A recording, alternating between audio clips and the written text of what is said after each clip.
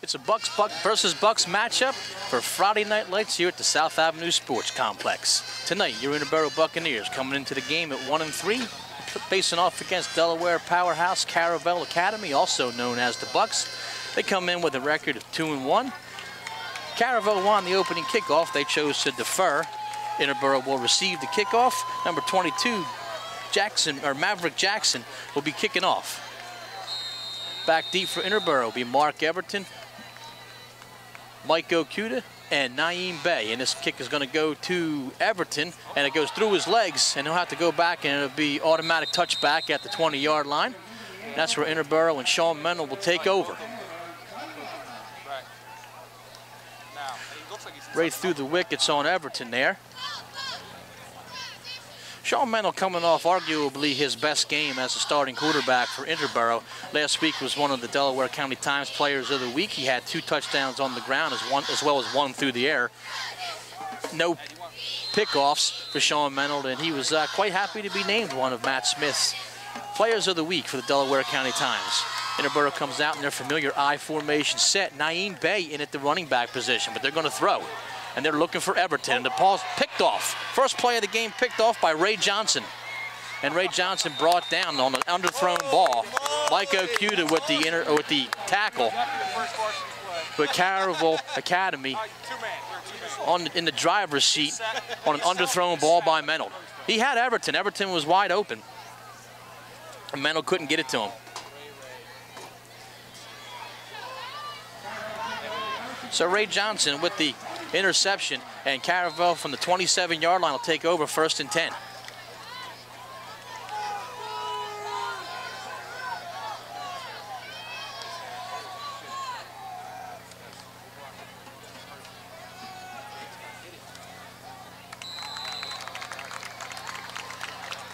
Jackson Argo is the quarterback.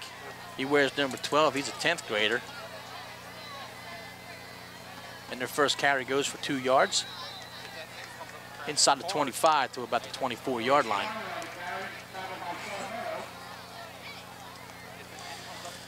Jake Schreiner is going to be the feature back. He wears number 39. Schreiner with that initial carry. 2 wide receivers, 1 on each end.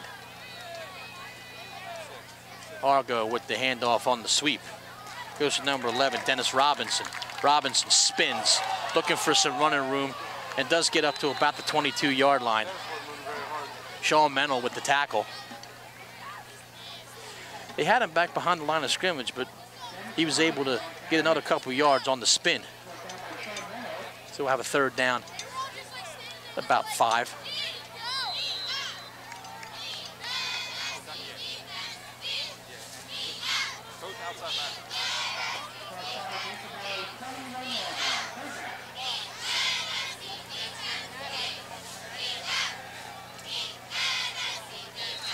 And we had movement from multiple players, 1 on Caravel's side, 1 on Interboro's side, so we'll wait and see what the referees saw there. We'll wait for the signal. There's going to be a false start on the Caravel Academy, so that'll take him back 5 yards. Right back towards the original line of scrimmage, the 27, so it'll be a 3rd down and 10 for the Caravel Bucs.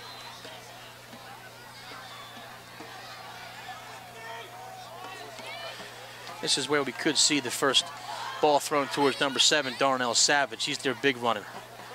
And they give it to him, and he fumbles. And that ball's going to be picked up by Interboro right at the 35-yard line. So both teams cough up the ball. Bad handoff between Argo and Savage. And the ball bounces, and it's fallen on by the Interboro defense at the 35-yard line, and they get the ball right back. 1st and 10 from the 36. So that initial pick by Sean Mendel, no harm. Just 2 minutes in, and both teams have coughed the ball up 1 time. Lamar Shaw at the fullback position, Naeem Bey the tailback. Okuda in motion. And it's going to go to Bey. Gets a yard or 2. Naeem going to be the featured tailback from here on out, apparently. Sean Douglas no longer with the team, so Naeem is going to be the man at the I-back position. He's a fast runner, a guy with a lot of speed, played mainly defense but you're going to see him at the I-back position now. We'll see Mike Okuda back there a little bit. Shaw in at the fullback position. Interboro stacked at fullback as May and Thomas also will see some time at that spot. It's Lamar Shaw. Relegated to special teams detail last week, is back as the starting fullback. He gets up to the 43.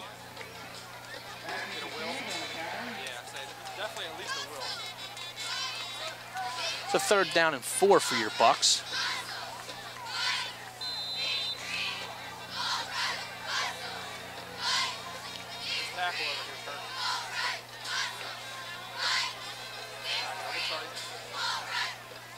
They'll hand off again to Bay. Bay bounces off tackle and he gets to about the 45-yard line. It'll be 4th down and 1. We'll see what coach wants to do. They'd actually call it a 1st down, which that looked like Bay was down and then bounced for the 1st down, but they gave him the 1st down on the play, so we'll certainly take it.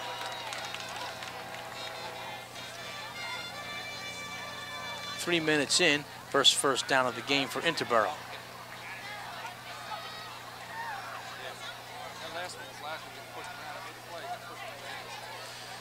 Bay up the middle, hit behind the line of scrimmage, bounces off a tackler and gets another yard or 2.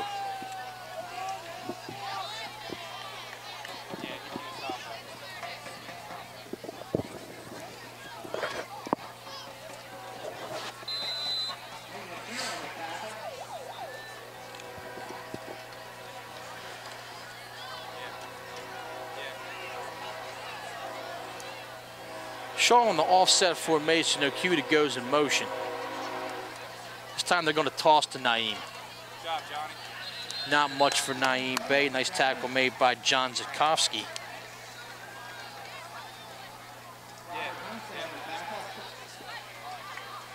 So 3rd down and long for Interboro from about the 47.5-yard line.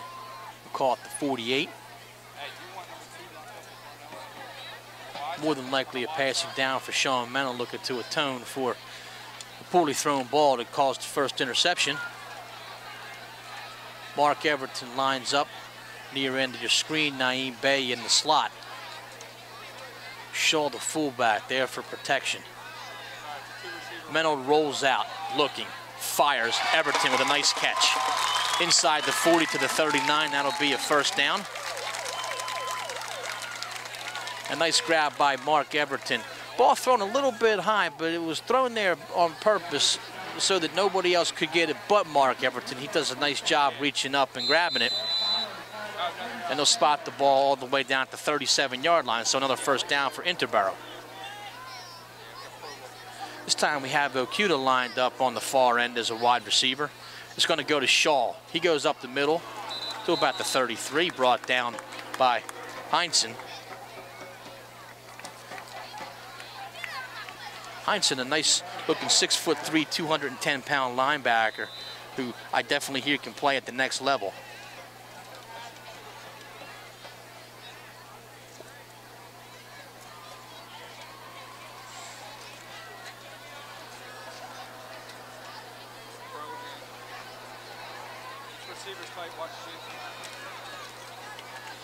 Toss to Bay. Bay looks to get outside. He'll be brought down behind the line of scrimmage. Dennis Robinson. Bay definitely has speed, but the one thing that he gives up compared to what the Bucs had in Douglas was size. He's not a very big young man. Naeem Bay is listed at 165 pounds, and I'm not so sure he's even that. But if he does get in open spaces, look out. Naeem is a fast one. So 38-yard line, and it'll be 3rd down and 10.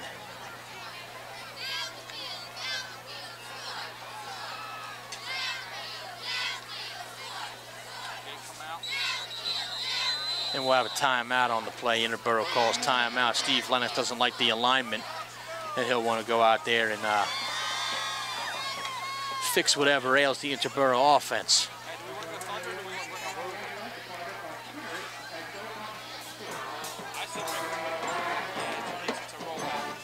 I want to thank everybody who came out to the game so far tonight. A decent crowd here at Interboro.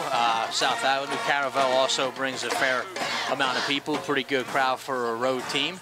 not a particularly big school, is Caravel, located in Bear, Delaware.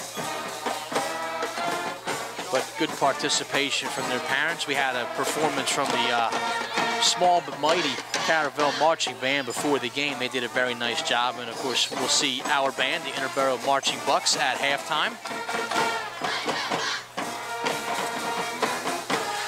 So Coach Lennox has told them everything he needs to say, and we'll see what goes on here, 3rd down and 10.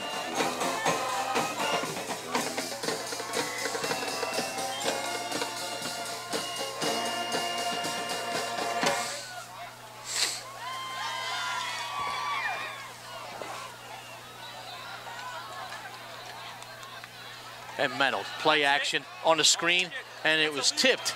I hope it was tipped, but it was caught by a lineman, which is totally not what's supposed to happen. Nick Valerio made that catch, and that's going to be considered an illegal touch. And I don't believe it was tipped. If it was tipped, it would have been okay, but a flag was thrown, so I think that's going to be an illegal touch on Nick Valerio, and it'll bring up a 4th down and 10, as Caravel will undoubtedly decline that penalty.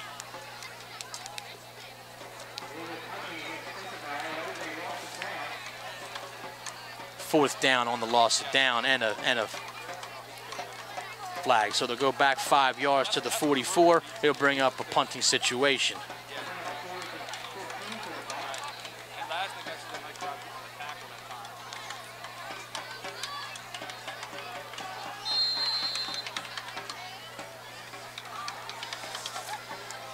Savage back deep as the return man, Darnell Savage. He'll return the punt. He'll station around the 13-yard line, waiting for Mennel's punt. Mennel tries to kick it as far away from Savage as possible, which is a pretty smart move, and it goes out of bounds at the 17. That's where Caravel will take over, 1st and 10 with 5:25 to go in quarter number 1. So neither team able to muster any offense thus far. 2 drives for Interboro, 1 for Caravel. And Jackson Argo and the Caravel Buccaneer offense takes over at the 17-yard line.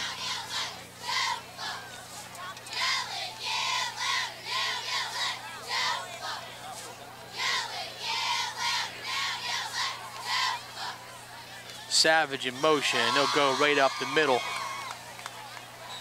Number 39, Jake Schreiner on the carry. We'll get to about the 21-yard line. Give him the 22.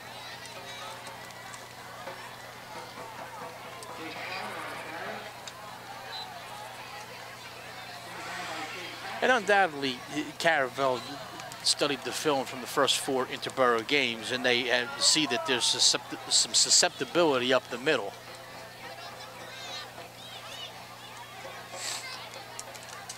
So 2nd down and 5 for the Caravel Bucs. 2 wide receivers, 1 on each end. Split back formation. Argo to pass. He goes inside. Looking for number 11, Dennis Robinson. Matt DeSands on the coverage. He was able to put a hit on to separate Robinson from the ball. Nice job by DeSands. 3rd down and 5.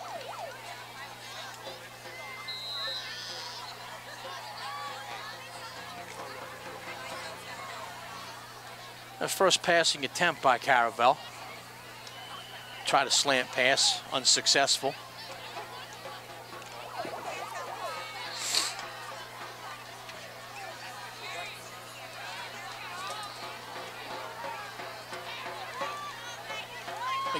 Go to Schreiner again, but not much. He's stacked up by Okuda, as well as Jason Mixit.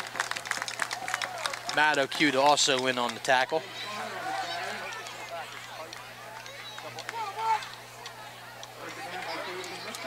And it'll be a punting situation for Caravel. Back deep will be Naeem Baye and Mark Everton, undoubtedly the 2 fastest guys on the Interboro squad.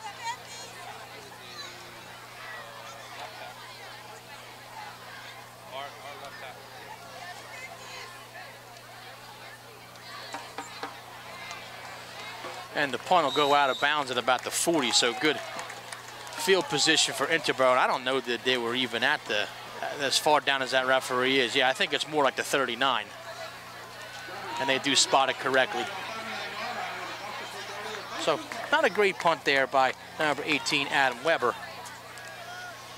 Shanked it off the side of his foot, and Interboro with good field position for drive number 3.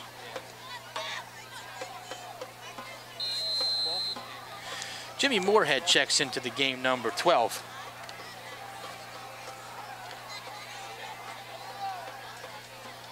Moorhead into the tailback position. It's going to go to Lamar Shaw. Shaw barrels ahead to the 35. He's going to be tough to bring down. It takes 4 or 5 Caravel Academy players to do that. And on the tackle, number 84, Justin Lasnik.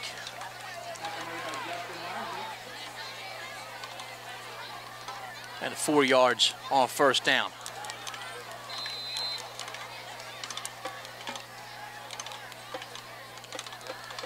Bay back in the game after a brief spell on the sideline. Back to the tailback position, I formation for Interboro. Menold, ball on the ground.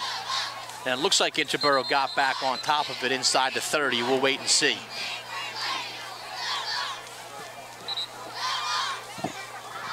So a bad handoff, so certainly both teams lacking in the fundamentals in the early going. It'll be 3rd down and 1, so they actually picked up 5 or 6 yards on the play. Sometimes it's better to be lucky than good, I suppose, but not the way that you want to gain 5 yards.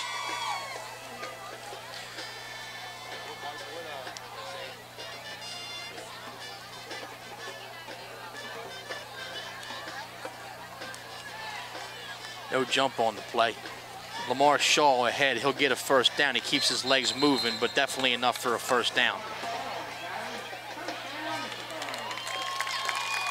That call had Lamar Shaw written all over it. They only needed a short yard there. 28-yard line, the line of scrimmage for the Bucs.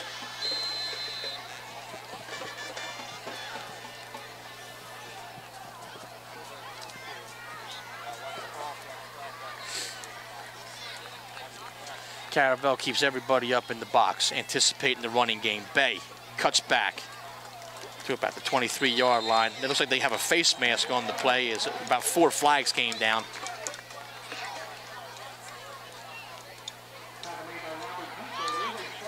We'll wait and see what the flag is, but everybody threw a flag there, and it is a face mask. So that'll undoubtedly help Interboro's cause, and they'll march that penalty off, and it'll be another first down for the Bucs.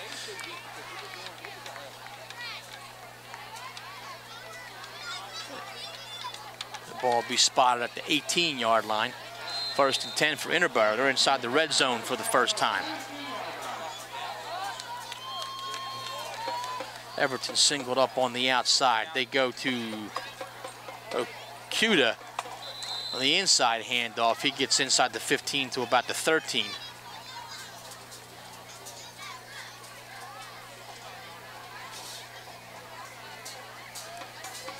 Okuda coming off what I definitely think was his best game as an Interboro Buck varsity player. Played well on both sides of the ball, had over 10 tackles last week on defense, and has some contributions on the offensive side too. This is Menold on the option. Menold inside the 5. Menold cuts back down near the goal line. I don't know if they're going to give it to him or not. They do not give it to him. It's down at the 1-yard line, but Sean Menold on the keeper, which is fast becoming his new thing, it looks like. 2 touchdown runs last week, and Menold not known in these circles as a running quarterback, but on the option it does give you another person to keep at you to look after if you're a defensive coordinator. So 1st and goal from the 1-yard line. Menold, the keeper. Don't think he got in.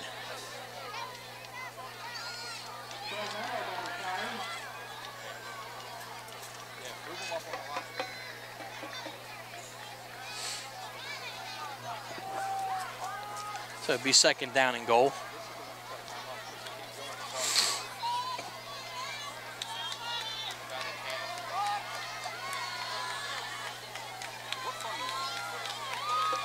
Menold again tries to push through, and he also doesn't get it. The ball was on the ground, but they said the play was dead. So another keeper. unsuccessful, so third down. You wonder at what point Big Lamar Shaw is going to get called on here.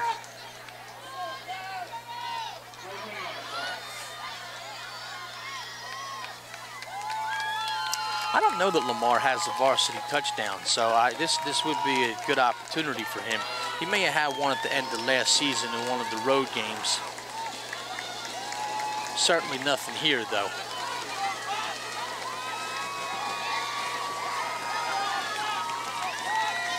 Hand off to Bay. He's going to be brought down short. So great goal lines down. They're going to call it a touchdown. He did slip in. Naeem Bay with the touchdown. And Interboro take a 6-0 lead with 11.2 seconds to go in quarter number 1.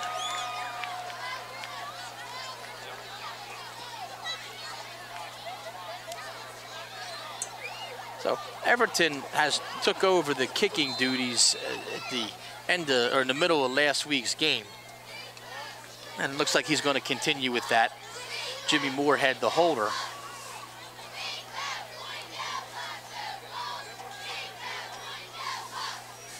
Everton was successful on his point after attempts last week.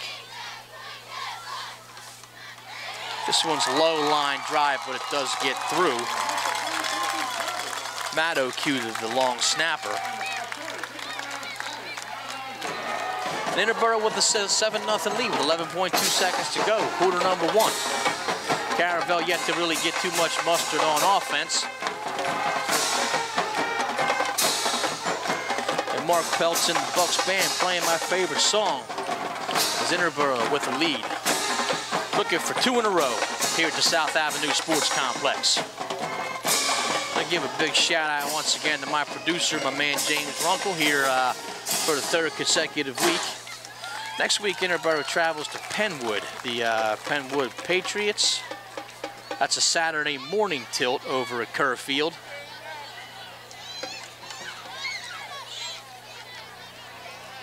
That'll be the first Del Valle League game of the season, the Penwood Patriots.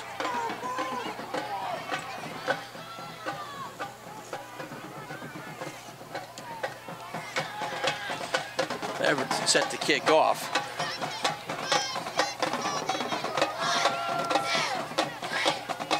And we'll take you through the rest of the schedule as well for the sake of being thorough. Friday, October 10th, we're right back here at Academy Park is here on October the 10th. That's a Friday. The following 2 weekends, they're on the road at Chi on the 17th, at Glen Mills on the 24th, and then tentatively Halloween night, we're here against Chester. I don't know if that game will be moved or not, but it's a Halloween night game. Sometimes that causes some conflict. Kickoff goes to Caravel, and they take it up to about the 25-yard line. That's Mandela Montgomery. So Mandela Montgomery will bring it to the 25, and Caravel will take over from there. They'll end up spotting the ball around the 26-yard line. And we'll see what the young quarterback, Jackson Argo, and the offense can bring.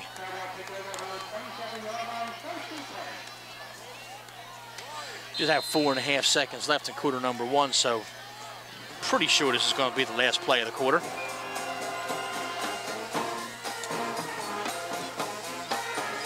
Savage in motion. Savage on the sweep.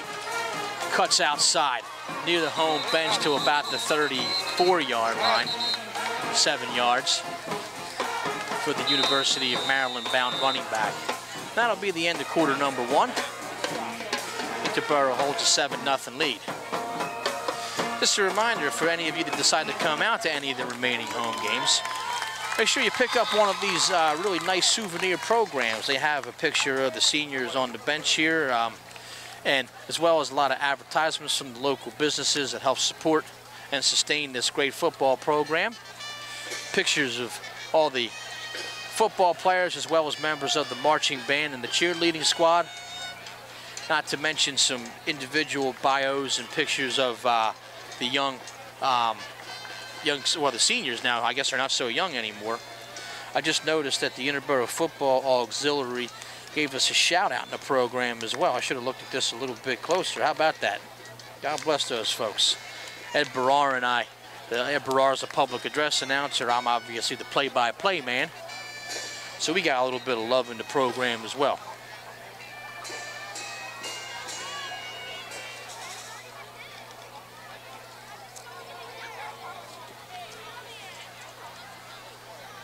So Caravel will have a 2nd down and 3 from about the 33 yard lines where they're going to spot it.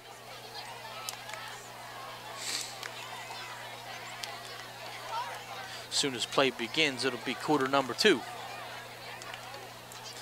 Make sure also, if next time you come out to the game, you check out the Interboro snack stand. They have quite a bit of good food. In fact, they feature some food from Chick-fil-A tonight. So if you're a fan of Chick-fil-A and you don't want to sit in a long drive-through line, come over here to Interboro. We have Chick-fil-A.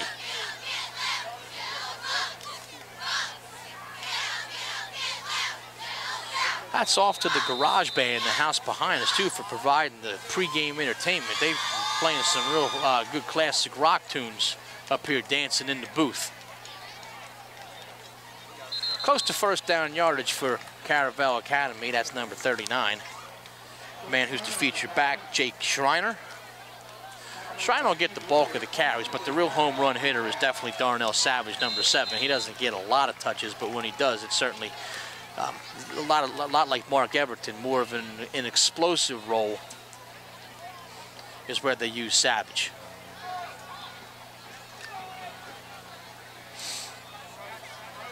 And Bucs will be keyed in on him. Naeem Bey, our fastest guy, singled up on the outside with him. But 1st down and they're going to look the other way. And that ball is almost intercepted. Ball fell down on the ground right before Mark Everton could pick it up. And they are going to call it an interception. Headed for Bryce Carney, and it was tipped at the line of scrimmage. And I kind of thought Everton got his hands under it, so they did call an interception. There is no instant replay, so it's going to be a pick. So Everton with the pick, and Interboro will have another opportunity to put this, maybe have a 2-score lead.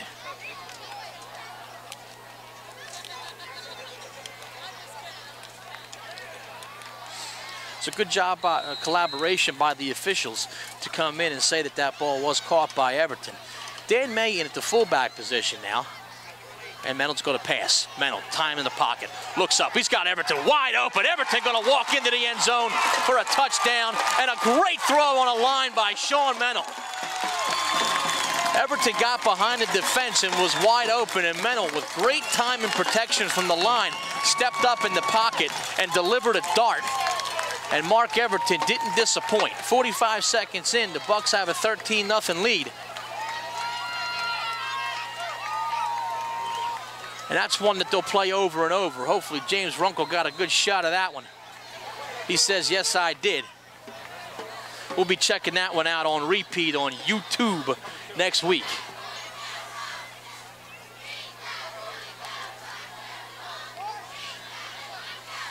If you want to watch any Bucs games, by the way, as Everton kicks the extra point as well. Both of them were ugly, but they both went through, and they count the same. So it's 14-0 Bucs with 11:15 to go in quarter number 2. Bucs games are now going to be available on YouTube. You can also watch them on Channel 11, the Interboro channel, but if you want to stream a game, not live, of course, we're not quite there yet, but maybe one day we will be. But if you want to watch one of the games on YouTube, you can do that. I actually uploaded it to my Twitter page today. Just type in Interboro versus. So if you type in Interboro versus Penn Charter, you can watch last week's contest many times as you want on YouTube. And hopefully this game will be on early in the week as well.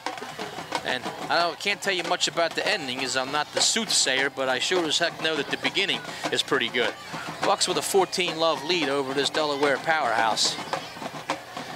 Steve Lennox always does a good job against these Delaware teams. He's was a coach in Delaware prior to coming here. Steve's been here for quite a while, but he coached for a long time in Delaware as well. So he's had a few Friday night lights under his belt.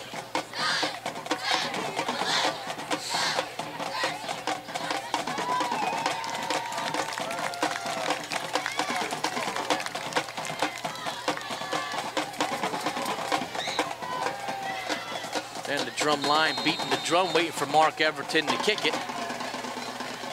And the ball go to Savage. He'll receive it at the 10-yard line. Savage, if he gets past the first guy, he could be dangerous. Savage still on his feet.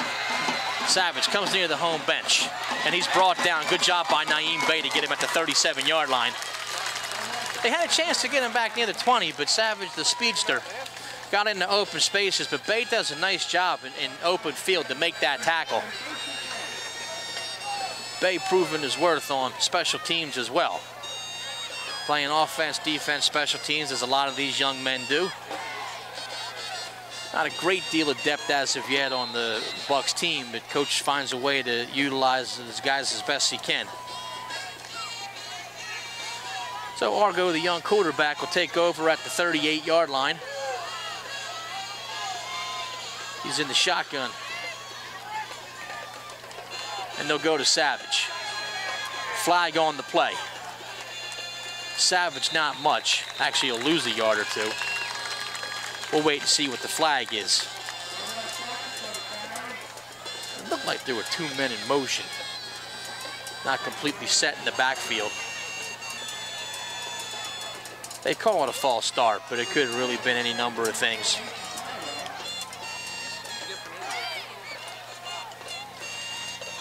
Looks like we're about to be joined by the athletic directors in short order. Mr. Barrett, Mr. Mecriello, who have done an absolutely fantastic job as athletic directors. Any questioning of their ability has been put to rest real early in their tenure. As they cover all the bases. They even come up here and make sure the guy behind the mic is okay. Hopefully he's got a couple hot dogs in his back pocket as well. 2 wide receivers set for Caravel. They're both on the near side. It's a first down and 15. Not much.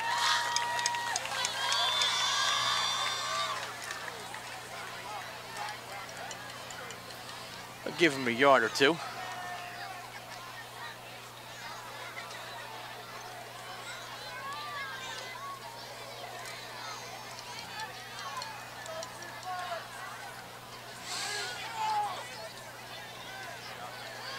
Next time the ball snap will be under 10 minutes to go in the first half. And looking forward to that performance of the Bucs marching band at halftime. Playing some Disney tunes. Argo looking to pass. Another left-handed quarterback. He gets it out to Schreiner. Ball on the ground. Schreiner does get it back. That ball is on the ground. They will call it down by contact.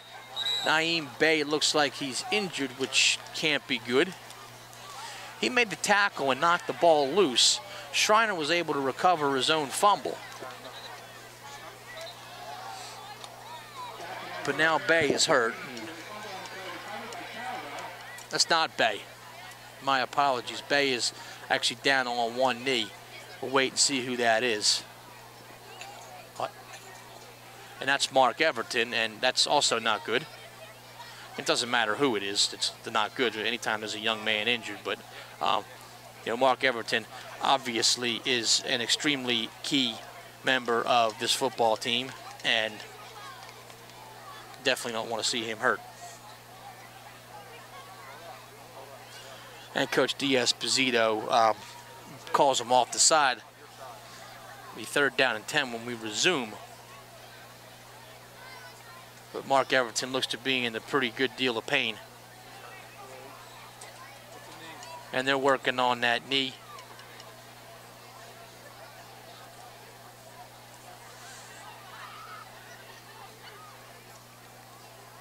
You know, and unfortunately, in football, this is reality in football, that at any time, I mean, you have a kid like Mark Everton who has received really significant playing time, even from his sophomore year on. I mean, he was a key player even in the district championship game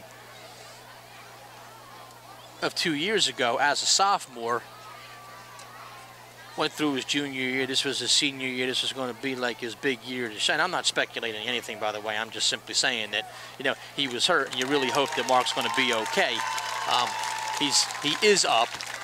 he does need a little bit of help. You know, we just hope that it's like a deep contusion or something like that, not anything any more serious, but he certainly does look like he's smarting a little bit, so we hope that Mark will be okay.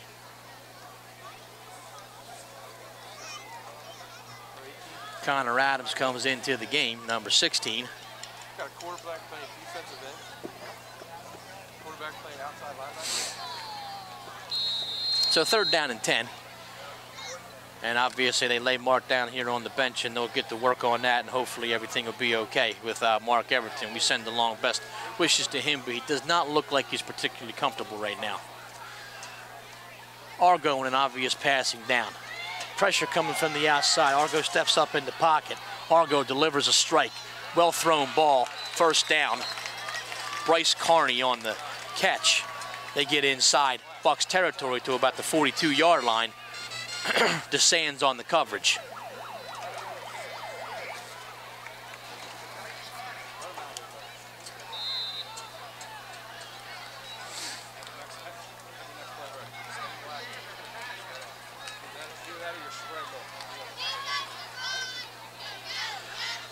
So 3 wide receivers set for Caravel. Actually 4 wide receivers set, and they'll hand off out of that formation.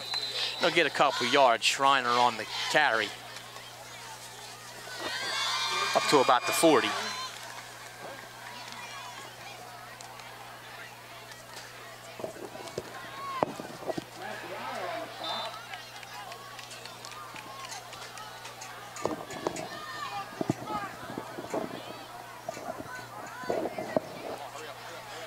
Matt Dwyer made the tackle on that last play. It'll be 2nd down and 7.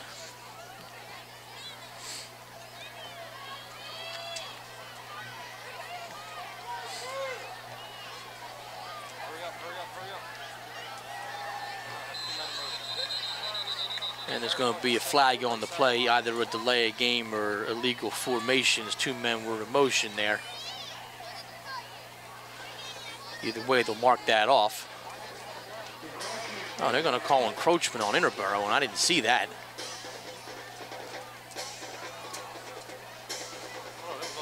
Yeah, I didn't see it either.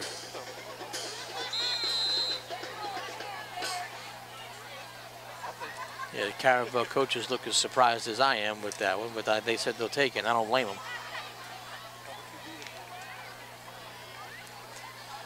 So the 35 will be the line of scrimmage. It'll be 2nd down and short.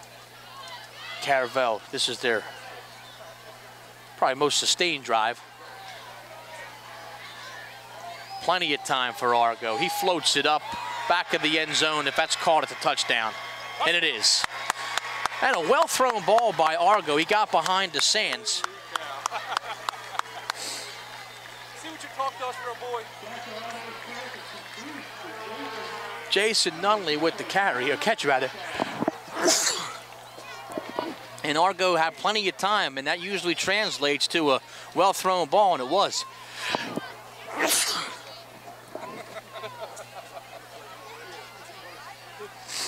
So Caravel cut that lead in half, 14-6, and then with the extra point pending. And they'll go with that University of Oregon looking extra point play.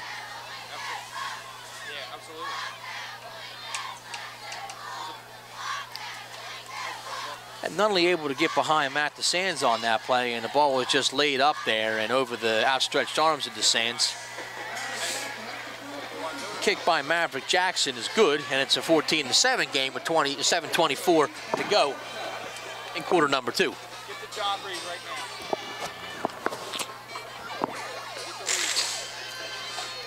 now. Everton's now seated on the bench, but they're obviously receiving plenty of attention.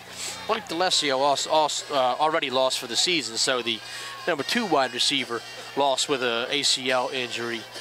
And obviously, you would hate to see Mark Everton have anything wrong with him or be out for an extended period of time, as see members of his family going over to check it out. There is ice on it right now, so I don't know, if it's ice. It could just be a bruise, but obviously, it could be something worse than that as well. And the loss of 2 wide receivers at this juncture of the season would really hurt. I mean, it would give some younger guys a chance to play, no doubt, and get them ready for next year, but that doesn't do this year's seniors any good if you have really your 2 biggest touchdown threats out. So an onside kick attempt, and it actually touched number 6 before 10 yards. It goes out of bounds. Interboro will take over there.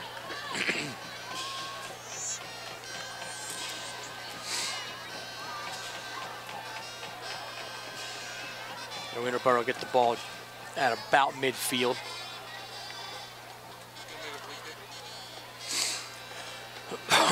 One thing that you can say, though, you can say a lot of things about Steve Lennox, but one thing that you can really say is his resilience as a coach. You lose a key member, and they really do have that next man up philosophy. I know it's an old cliche in football, but he always finds someone to fill a hole. In this case, that hole will be filled by Matt DeSands. He'll be playing the wide receiver spot now.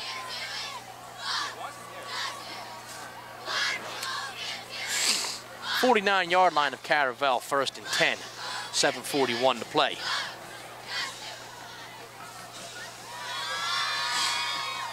DeSands, the new wide receiver. Bay, the new running back. Lamar Shaw was in at fullback. He started the season at fullback. May played last week. Thomas played a lot at the fullback position. We haven't seen much of him this week. So there's certainly been some shuffling of the lineup. And now it looks like they're moving the ball. And I don't know if there was a penalty called or, yeah, 1st and 15. So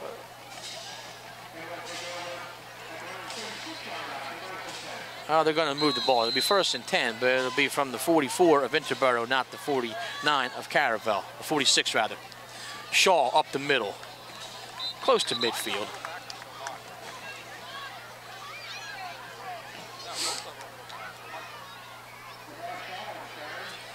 And they put it dead in the center of the field at midfield.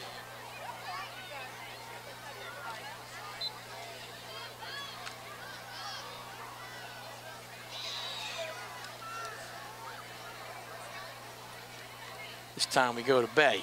Bay looks to bounce off a tackle, but not much, only a yard or so. Tackle made by number 57, Jonathan Zitovsky.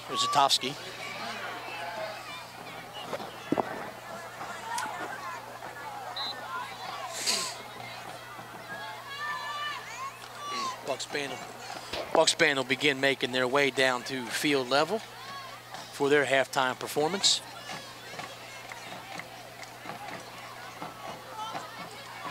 Third down and 5. Fake handoff, Mennel looking to get to the outside. I don't know if he'll be able to turn the corner. Schreiner grabs him at about the 47. Not going to be a first down, but close to it. It'll be at about the 46 or 45.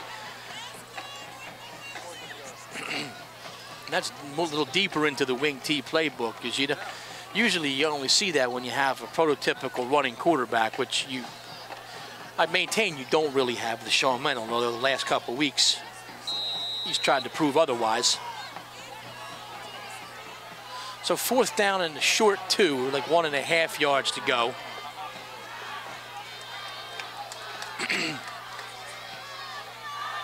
Under 6. Shaw will get the first down. Sometimes they like to line up and go for that hard count, but that didn't work initially, so they didn't run the play. And Lamar Shaw got those big tree trunk legs of his moving forward and fell forward for a first down at the 44-yard line.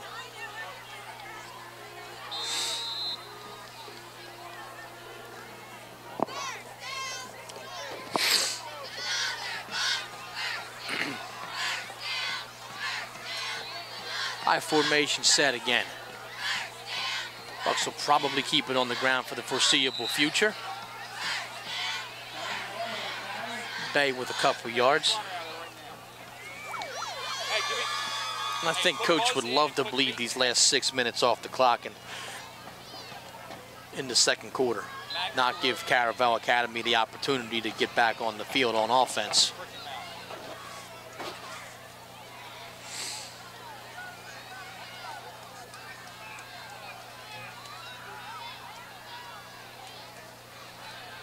Option pitch to Bay.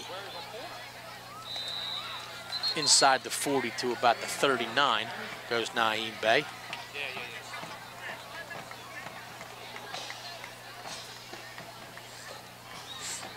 Clock will stop with 5 minutes to go. Get the clock going again as the ball's ready.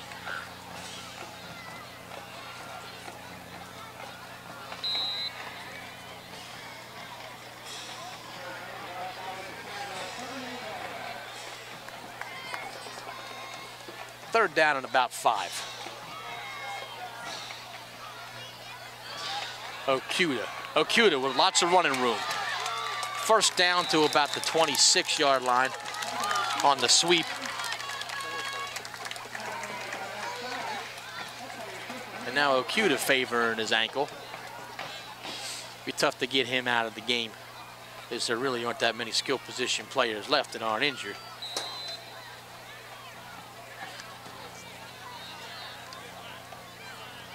So first down for the Bucs, 4:43 to go. They wind the clock. Menon looks to pass. Going outside to Bay, he spins. Inside the 20, inside the 15, inside the 10, brought down at the 6-yard line by number 11, Dennis Robinson. So a really nice drive here under duress, with obviously the Mark Everton injury fresh on their minds. They'll spot it at the 7, where it'll be first and goal for Interboro.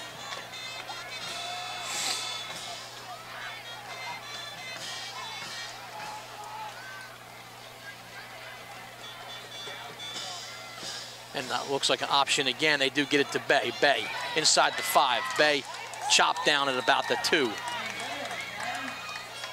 Savage with the tackle.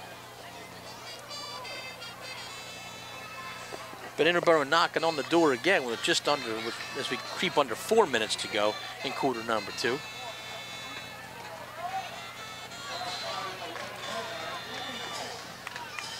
And that ball is just inside the 2 at about the 1.5-yard line. Bay again, up the middle, waiting for a signal. Touchdown, Naeem Bay. Oh, Bay right up the gut, and he has his second touchdown run. And as I said, I mean, you lose an eye back, you gain an eye back, and that's just how Steve Lennox works.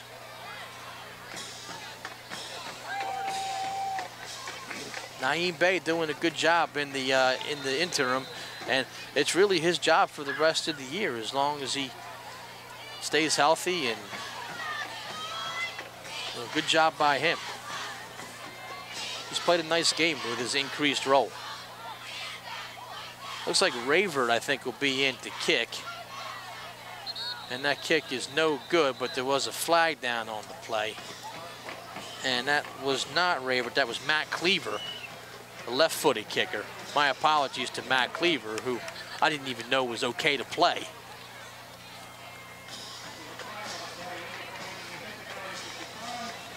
So the flag was on Interboro, it was declined, the kick was no good. And Matt Cleaver will be kicking off as well. So Cleaver, a soccer player who was really brought on to be the kicker, and then unfortunately had an appendix injury, had appendicitis right before the season started, and this is his first action.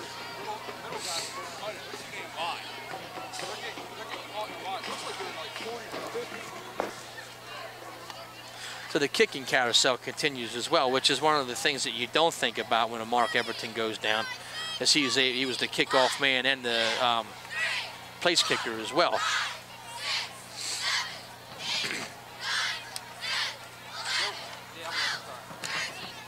So we're at 3:42 to go. Interboro has a 20-7 lead over the Caravel Academy, and this is an important defensive stand coming up, because Caravel will have the kickoff to start the second half. So they have an opportunity for 2 straight possessions here and a chance to get right back into the game. And you really start to see the Caravel Buccaneer offense flex their muscles in the last go-round.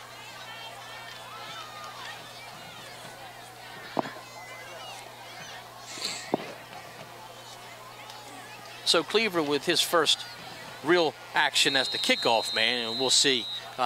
Caravel moves up a little bit to around the 15. We'll see what kind of leg Cleaver has. He does line drive kick, and it goes to about the 15. That's where Savage will pick it up, and we'll see what he's got here. Savage up the middle to past the 40, ball on the ground. I think Interboro got it.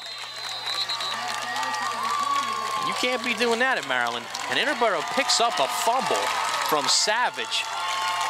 Chris Thomas with the recovery on special teams. So you haven't seen a lot of Thomas on the field on offense or defense, but he does make a key special teams play and picks up the fumble, and Interboro's offense will be right back at it at the 45.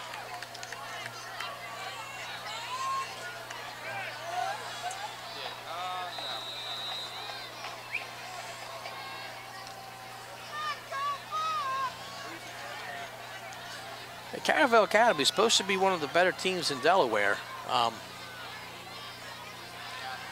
Not showing it so far. Okuda on the jet sweep loses a yard.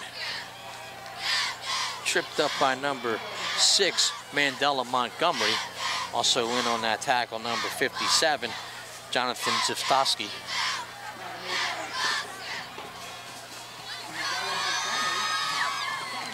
So it'll be second down and 11 from the 46-yard line as we go close to 3 minutes to play in the half. Reminds you to stay tuned at halftime for a performance of the Bucs band.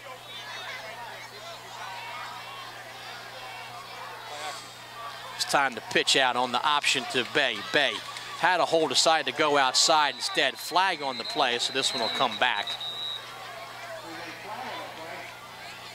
And I think Bay probably should have ran for that near hole as opposed to cutting it outside. Sometimes your instinct as a young running back is to cut it outside. But it's going to be a hole anyway, so it doesn't really matter. And they'll knock that back 10 yards. And the ball will be spotted at the 45-yard line of Interboro, and it'll be second down and 20 instead of second down and 11.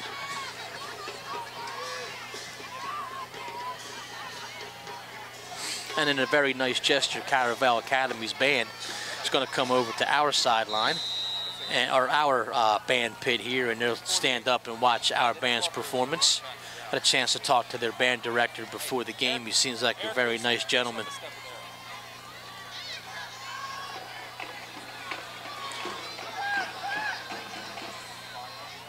Up the middle on the play is Thomas. Yes, Thomas in as the fullback. He'll get a yard or two, and now Caravel will start taking some timeouts because they're going to want the ball back. Third down and 17. And so coaches plan to kind of bleed down as much of the clock as he can. Not going to happen. It's just going to force the, Interboro's hand here. We'll see with 3rd and 17 what he wants to do. Does he want to risk putting the ball up with a core of inexperienced receivers, or does he just want to play it safe and force Caravel to use another timeout? They have 2 remaining now.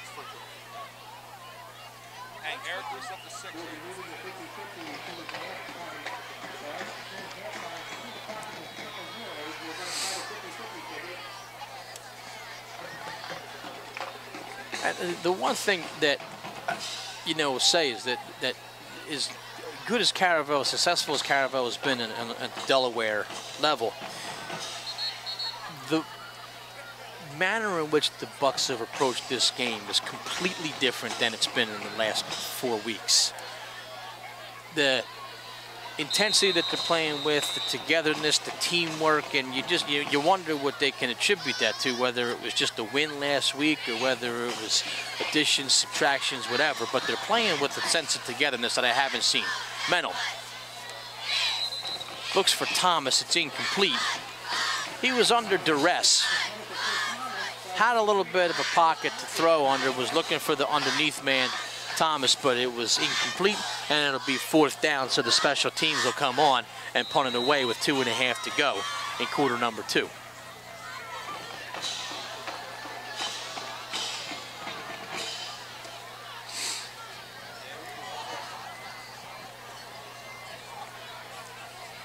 Mennel, the punter, Savage back deep, as well as Montgomery. So Savage and Montgomery are both back in punt formation. Mennel's punt is a low line drive, and Montgomery will go to the ground to field at the 25, and honestly, that's about as good as you could have asked for. They wanted to kick the ball away from Savage. So Savage just put the ball on the ground twice, so I might not mind kicking it to him.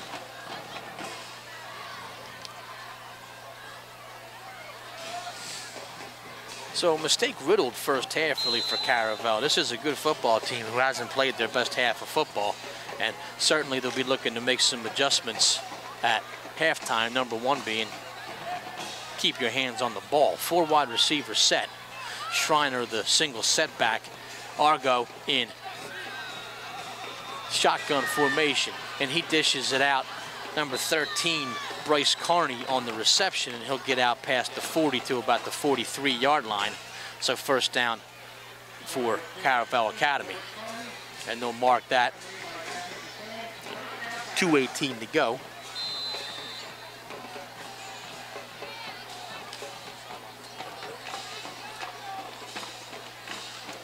Same setup on offense. Forcing Interboro outside the box, and they'll go right back to Carney. Carney, first down. Okuda and Thomas bring him down at the 40-yard line of Interboro, so they're moving the ball nicely. Two straight passing plays to Carney to about the 42. And this has really been the problem for Interboro all year. When they get them out of the box and spread them out a little bit, they do become a little bit more susceptible to the passing game. Argo, plenty of time. Argo all day to throw, is going to tuck and run, and he won't get much, if anything. Clock stops with 1:56 to go. It's a good coverage downfield by the Bucs secondary.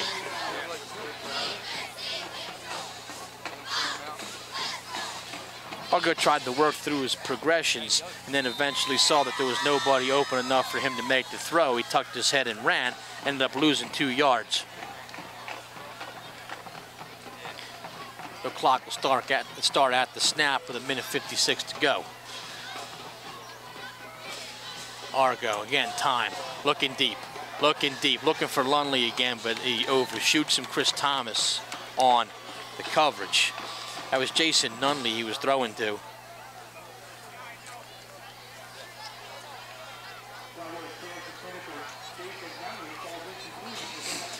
And a good throw would have been another touchdown because he certainly had Chris Thomas beat. But he overshot him a little bit, so it'll be 3rd down and 12 from the 44-yard line.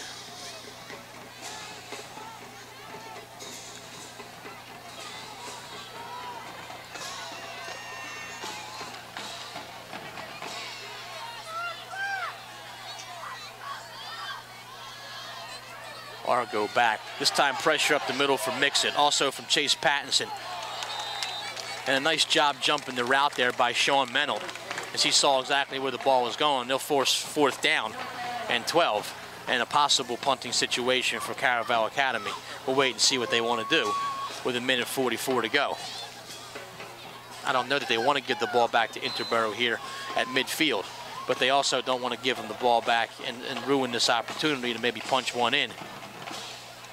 Argo is staying on the field, though. 4th down and 12, so a risky venture here. Also the possibility they could maybe quick kick the ball. This is and 3 wide receivers on this end. We'll see what they decide to do. He does back up. He is going to throw. He goes to Savage, and he throws it out of bounds. Naeem Bey had him blanketed, so it would have been a tough call for Savage to get that. And really good field position now for the Interboro Bucs with 1:37, and I think under normal circumstances, Steve Lennox might be willing to just kind of run this out, but the field position might be far too tempting for him to not try something here. He certainly has certain go-to plays, you know, at the end of the half when they're near midfield. Again, as usual, I'm seated next to the coaching staff of the other teams, so we won't broadcast them out loud. But if you've watched as many Interboro football games as I have, you may know what's coming. Lamar Shaw lined up in the at a wide receiver spot. Menold, screen. They head for about 6 yards. So Bay with the catch out of the backfield for the screen, and they'll get to midfield. Minute 20 and counting. Interboro does have one timeout at their disposal. I guess that last timeout that I thought Caravel Academy called was called by Interboro. That's either an error on the clock or they just only have one timeout left. So they're going to have to use that judiciously. Bay. First down, so the clock will stop. He gets down to about the end. It looked like he went down with a knee, and that concerned me, the way he went down. And Bay is hurt. Bay is hurt, and he went down without really being touched. He cut back, and he's down at the 41-yard line, and I don't like the way he went down. I don't like the way he went down at all. And Interboro may well have to finish this game without their top wide receiver and their top running back. And now the whole team is down on, both teams are down on one knee. The cheerleaders are down on one knee, and Naeem is injured.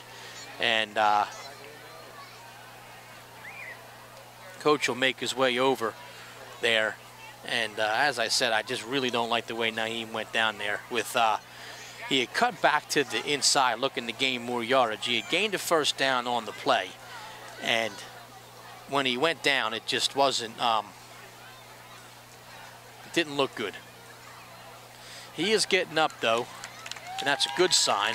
And he is walking on his own, which is an even better sign. So it's perhaps he just twisted it a little bit awkwardly there and went down. And I like the fact that he's not being helped off the field. He is walking off, but they'll have a different running back come in. They may very well play Okuda at the I-back position. Actually, Lamar is going to see some time as the I-back now. So Thomas, the fullback, Lamar twice as big as the fullback, which is kind of funny looking.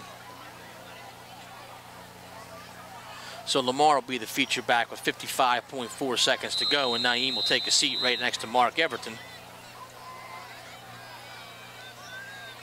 And they'll go to Thomas on the inside handoff, not much there. And Interboro will call a timeout. And if you go by the scoreboard, that's their last timeout. We'll wait and see. I still think it was a Caravel timeout earlier, but.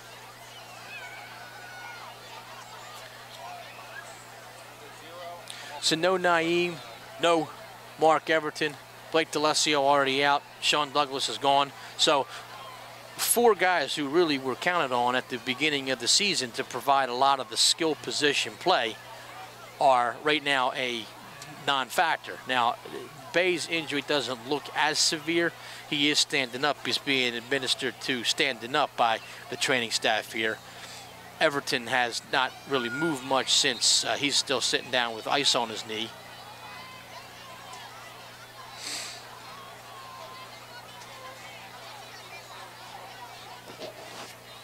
DeLessio on the sideline in street clothes. And now they'll have Moorhead in at the tailback position. Jimmy Moorhead, not a real big kid, but sort of a weight ball superstar the last couple years. Good lacrosse player. And they're going to pitch it out to Jimmy. Now Jimmy's going to throw it. Nice little throw by Jimmy, but it was out of bounds. He was looking for DeSands. So Jimmy Moorhead's first varsity pass sails out of bounds. And that's one of those near halftime plays that you like to see, this Steve Lennox likes to run there. It'd be 3rd down and 9. But they're kind of running out of guns on offense.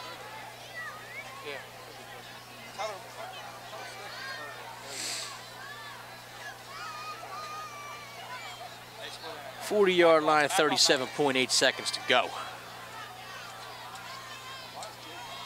Menold looks for Pattinson, threads the needle. Pattinson somehow manages to get his hands on the ball and in for a touchdown. And boy, what a missed opportunity by Caravel there. I mean, they had a chance to jump the route, and Menold threw an absolute missile to to Chase Pattinson, who ran past a couple defenders and into the end zone for a touchdown, and it's 26-7.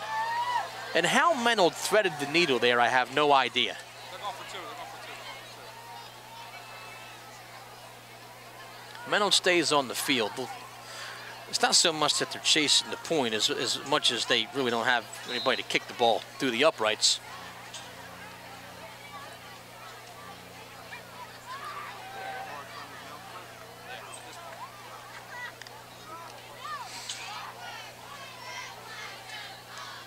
So you'll have Shaw in at the fullback position.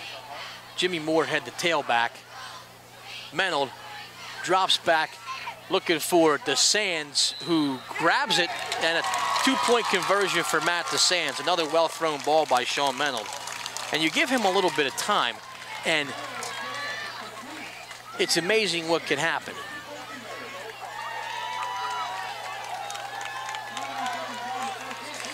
Offensive line definitely playing a lot better and providing more protection for Sean Menold today, and it's 28-7 with 29 seconds to go. And what I would imagine is a little bit of a mild shocker. I mean, there are some Daily Times correspondents that saw Interboro as being better than Caravel, and they predicted that they would win. Others saw Caravel defeated Episcopal, who pretty much laid the wood to Interboro a few weeks ago, and used that sort of as a means for making their prediction. So it was kind of 50-50 as to, you know, who people thought were going to win. I don't think a lot of people anticipated that Interboro would have a 3-touchdown lead going into halftime. Now, I say going into halftime, there's still 29 seconds, and the very dangerous Savage back deep.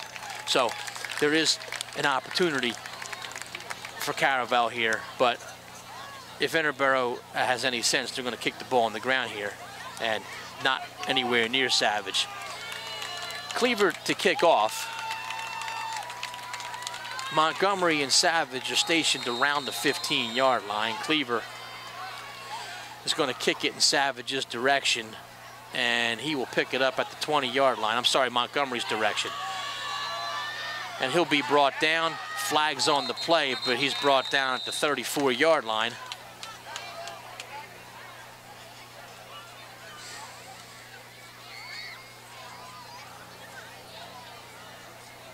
Hold on Caravel, so they'll knock that back another 10 yards from the spot of the foul.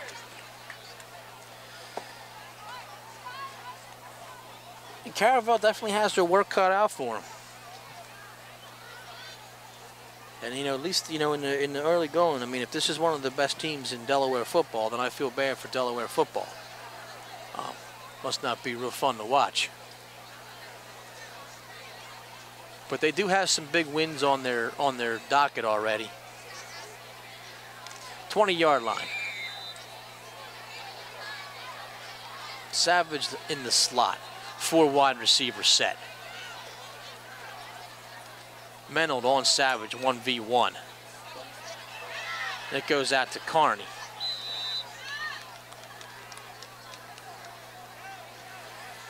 Carney does move the chains. Get the ball up to, he'll spot the ball at the 36-yard line. 14.6 seconds.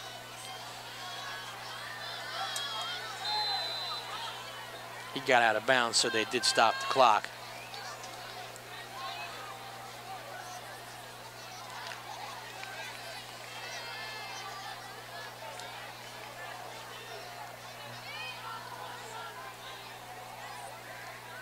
Argo out of the shotgun. He looks over to the near end. Adam Weber, who does some punting also, makes the catch, is brought out of bounds at the 47-yard line. They'll move the chains again. Clock stops with 8.7 to go. DeSands knocked him out of bounds. And Interboro isn't about as big of a prevent defense as you're going to see. Naeem Bey playing a good 33 yards behind, 35 yards behind the line of scrimmage.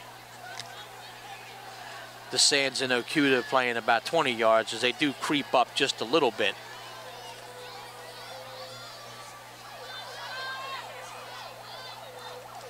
Argo. Short pass bounces to Savage. So with 5.2 seconds to go, it'll be second down and 10.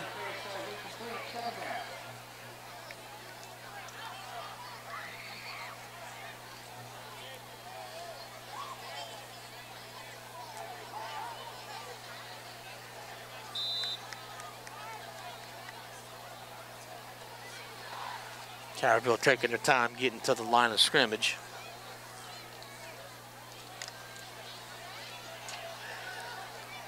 Could be the last play of the half. We'll wait and see. They continue to go with this 4 wide receiver set. Pressure. Argo able to withstand that pressure, fires one outside, but it is incomplete. He was looking for Jason Nunley, and that'll be it for the first half. So a good, strong first half for Interboro. They take a 28-7 lead. Please stay tuned for the Bucs band at halftime, and I'll be back for the call of the second half in a little bit. Take care. Representing the winning 50-50 ticket is a blue ticket, and the number is 186-2761.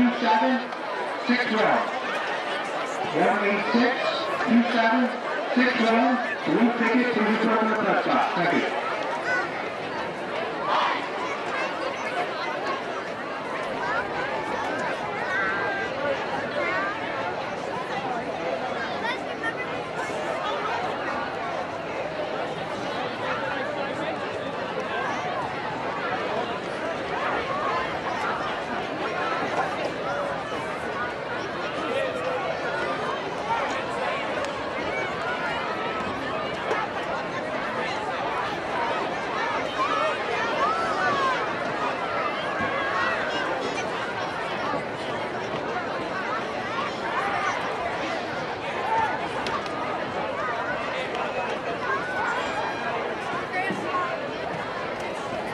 Good evening and welcome to tonight's performance. The Interboro Marching Band is directed by Mark Pelt, with assistant directors Phil Buson and Daniel Freer. Color guard directed by Donna Wademiller, Melissa Jenkins, and Allison Jenkins. Additional instructions provided by David Literati and Sean Williams. The band is led on the field by Field Commander Alyssa Evans and drum majors Ron Barrett, Jeffrey Edner, and Kelly Mazickas. Caravel captains Nicole Edbrock, Rachel Frank, and Angelica Riddell. This year's halftime show, the happiest show on earth, will feature music from Disney films, Cars, Frozen, and High School Musical. Our first selection will feature The Big Race, Live On, and Route 66. Rachel Frank, Nicole Edbrock, Adrian Marcellus, and Angelica Riddell bring on the local squad. Calvin Moore and Harry Everett on trombone, Mitch Moore and James Carter on silvertone, Seth Edner on drum set, and Alex Pereznik on quad. Following our memory card, the band will play Welfare from the animated sensation Frozen, featuring Alyssa Evans on trumpet, Danny Edward on trombone, Stacey Bailey on flubber, and Nicole Edbrock is the featured dancer. We will close the show with All of This Together from High School Musical will feature our drummer and color guard. After the game, the band will report to the high school at 3:30 a.m. and head south to Virginia Beach to perform in the Neptune Festival Grand Parade. The Neptune Festival is one of the largest and most prestigious surf festivals south of the Mason-Dixon. Best of luck to the band as they set their feet on Southern soil and breathe that Southern air.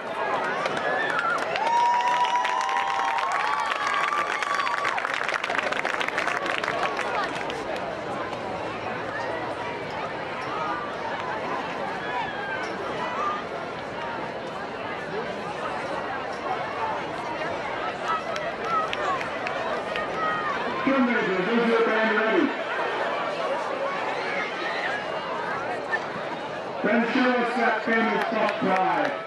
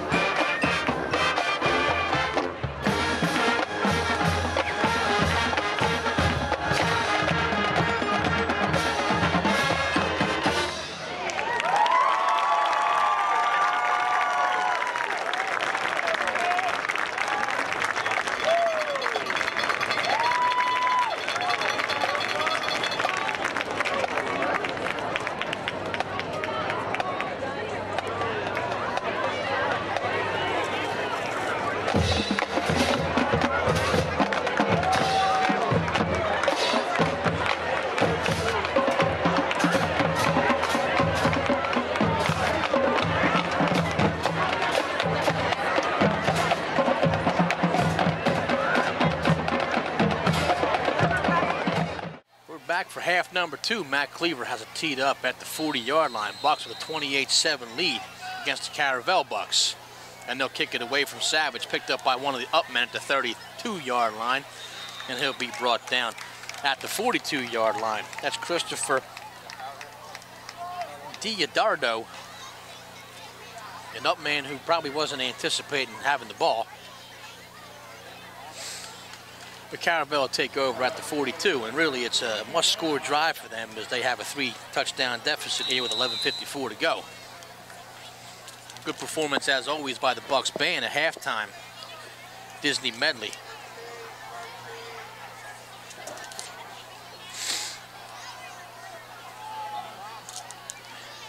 And the ball handed off to Dennis Robinson. He'll go up to midfield.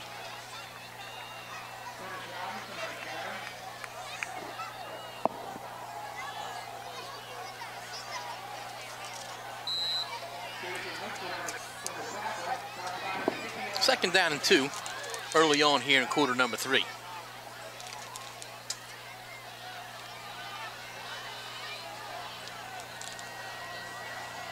Bay back in the game. That's a good sign. Robinson taking the snaps now. It looks like we have a change at quarterback altogether. Is Robinson the new quarterback? He also on the keeper there. So a different look now. Jackson Argo out of the game. Not exactly sure what the situation is there, whether it was a coach's decision or whether there was some type of injury. Not privy to what's going on with Caravel, but they're just going to run as close to single wing as they have, I guess. Just let the quarterback take it and run it. They're going to call that a first down, I believe. They do call it a first down. It's a first down for Caravel.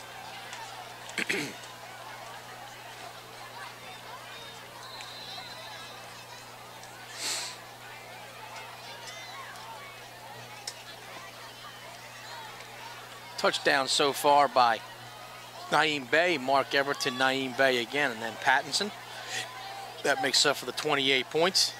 This time they're going to hand it off to Savage. Savage looking for blockers. Cuts back inside. Now he reverses his field completely. Savage. Lots of open spaces. He gets a first down. He is fast, my God, and he's going to take it into the end zone on a great individual effort. And that's what all the hype was about. And once he got a leg up, man, he was gone. And that's one of the better individual runs you're going to see by a high school kid. As he had a line of blockers over towards the home bench, he cut back, reversed his field completely, and then went into the end zone. And once he got a step, I mean, he did nothing but open it up. Great speed by Savage, and really he hadn't shown anything like that since the beginning of the game. But great play by him, and that's exactly what Caravel needed, was a quick score. And Maverick Jackson's kick makes it a 2-score game, 28-14.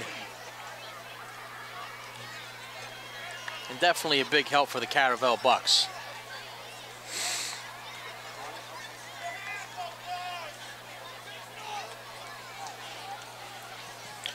So we'll see if Caravel, they tried an onside kick in this, after their last score. We'll see if they try anything like that again.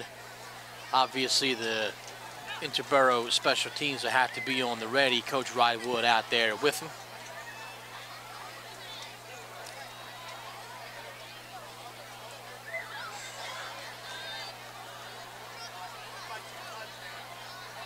Maverick Jackson will tee it up at the 40-yard line, back deep.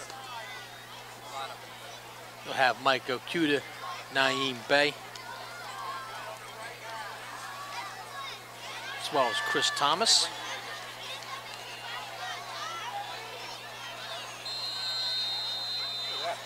We'll see what Jackson wants to do here, or what Caravel wants to do. They do kick it deep. And it'll go to Okuda, who will grab it all the way back at about the 2-yard line. Okuda gets through the initial wedge there, but out to about the 20, so a nice job by him. And that's for Sean Mennel, and the Bucs offense will take over. 9:59 to go, quarter number 3. Bucs now with a 2-touchdown lead, 28-14.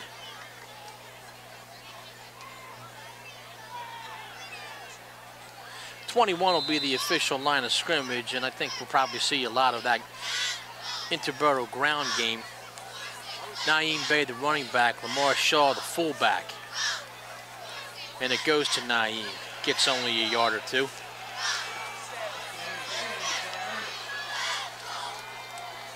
John Zatowski and Lloyd Batson made the tackle. And I think this is also, it's a pivotal point in the game because you definitely don't want a 3-and-out here. That's an important thing. Now there's a official's timeout for something here, not exactly sure. But there's an official's timeout, and I guess Pattinson has an equipment issue, so they'll have to throw someone else out there.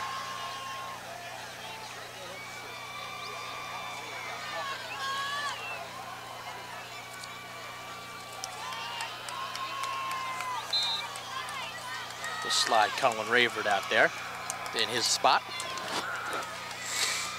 Rayford will play the tight end position.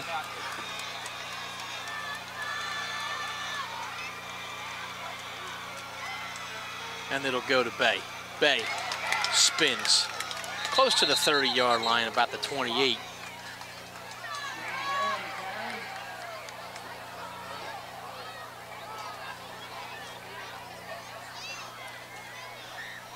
So it'll be third down and short, third down and about 2 yards to go. And as I was saying, it's one of those drives where you don't want to give Caravel any measure of momentum. It was a great play on that individual effort by Savage, and you kind of want that to be as isolated an incident as humanly possible. First down, but there's a flag down, so we could very well have a hold here, or it could have been an offsides on Caravel, but I think this is going to go against Interboro. False start on the offense, so that'll be a no play, and now 3rd and 2 will turn into 3rd and 7.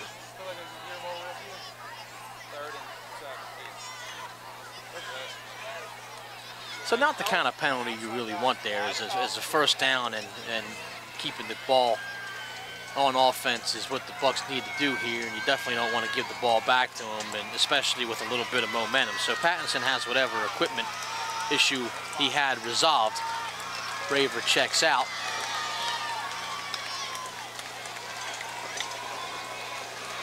And Mennel will get the play from Coach Lennox, and he'll run it back out there.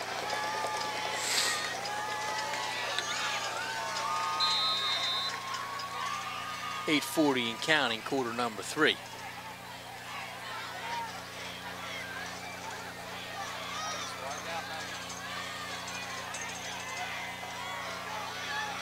Bey flanked outside, might be headed his direction. Nice pump fake, and Bey's got it. I mean, he's got him, and Bey over midfield, he's brought down. And that's something that you see a little bit, in the past. I haven't seen him run that much, but a good pump fake by Sean Mennel, and really a better thrown ball springs Bey, and he's gone for a touchdown. As it turned out, it was a little bit underthrown, but Bey had such a gap on the defense that he was able to kind of wait for it, get it, and it's a first down at the 43-yard line of Caravel. And we'll go back to the I formation set. Lamar Shaw. Doesn't get much there, but they probably had to give Bey a little bit of a respite. And it certainly looked like Caravel was jumping. They didn't cross the line, but you can't really feign the snap either, or try to draw your opponent off sides, at least not by moving. So Interboro seemed to want the offsides call there, not given by the officiating crew. 2nd down and 9. They gave Shaw a yard there, although I don't really know that he got one. Option.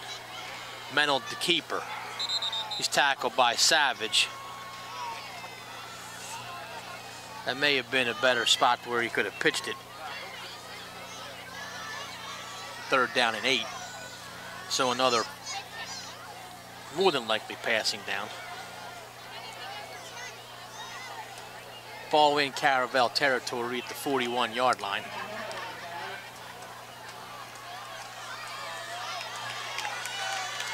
DeSan's the only wide receiver. And they'll hand it to Bay. Bay's actually going to get a first down, or close to it. He stays on his feet after that initial hit. Savage's inability to wrap actually allows Bay to get the first down. And he had a nice open hole there to run through, and he'll get down to the 30-yard line. So good job by Naeem. And they'll keep the ball and they'll wind the clocks, and that's exactly what Coach Lennox wants. As I said, real sense of camaraderie and togetherness with this team. And something that you haven't seen a lot of in the past weeks. They're really playing together. They're starting to play that Interboro football again. Naeem Bay shuffles his feet 3 or 4 yards on the play. Montgomery with the initial tackle. Helped out a little bit by Jake Schreiner. Also going both ways, as are most of the guys on the field. 26 will be the line of scrimmage. It'll be 2nd down and about 6 yards to go.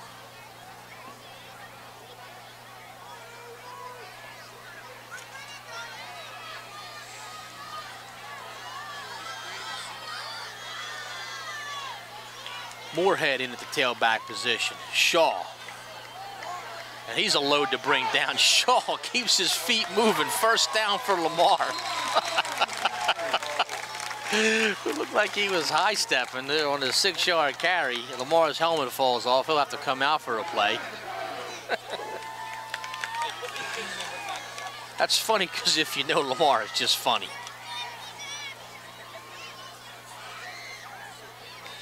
So now Coach Rywood will go, or one of the coaches will go over and adjust the helmet that fell off. Dan May in at the fullback position. Moorhead, the tailback. It'll go to Jimmy Moorhead. Jimmy Moorhead, first carry, and he'll get out to close to 10-yard line, so about 9 yards for Jimmy. And a good job by him. That may very well be his first varsity carry, so they're certainly down the depth chart a little bit, but these young kids, Hummel and Moorhead and the Sands, these guys have been around playing the local weight ball for years, and sort of maybe not kids that they thought would make a huge impact this year, but just by nature of attrition are getting in there, and they're playing. So the 10th graders, there's quite a few good 10th and 11th graders out there. Shaw ahead for the first down inside the 10-yard line, so it'll be 1st and goal for the Bucs at about the 6. You know, but back to my point, Thomas and Moorhead, Hummel, the Sands, some young 10th and 11th graders that really are getting a lot of time that maybe wasn't necessarily expected at the outset of the year, but they're playing well, playing Bucs football. I formation set. Moorhead stays in at the tailback position. Not much this time.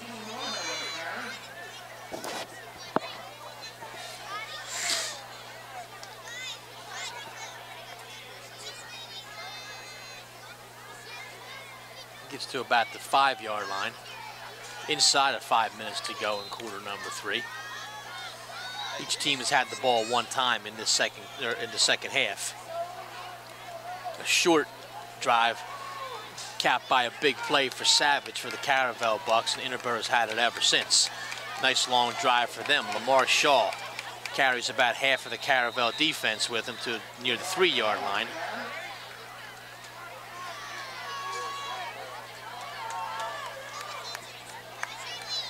It'll be 3rd and goal from about the 3. May checks back in, Lamar Shaw out, Bay back in.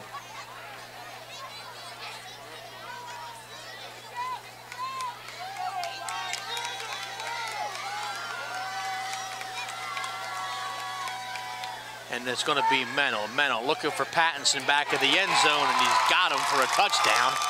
Pattinson slid out from that tight end position. He was wide open, and that ball just laid in there very nicely by Sean Mennel for a touchdown. And that's 3 touchdown passes for him. So he's really atoned nicely for that poorly thrown interception on the first play of the game.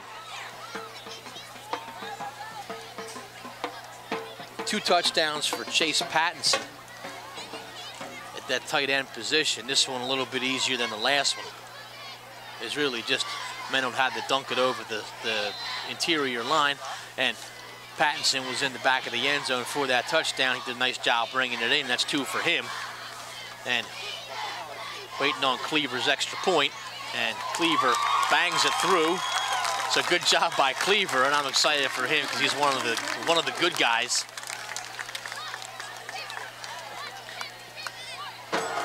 And his, I believe, first varsity point, so he's looking for his tee. He's got it. So Cleaver adds an extra point. It's 35-14. And the left-footed Matt Cleaver, who I'm pretty sure is wearing soccer cleats out there.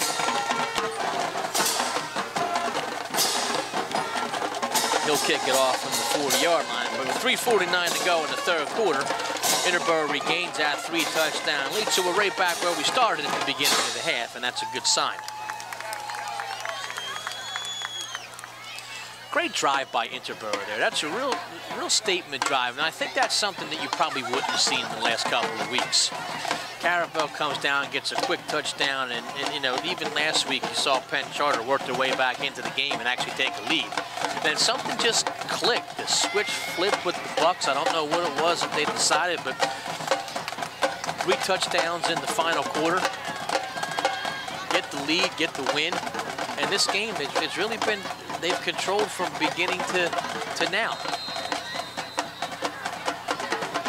Cleaver's kickoff is a low line drive. Once again, it goes to number 24.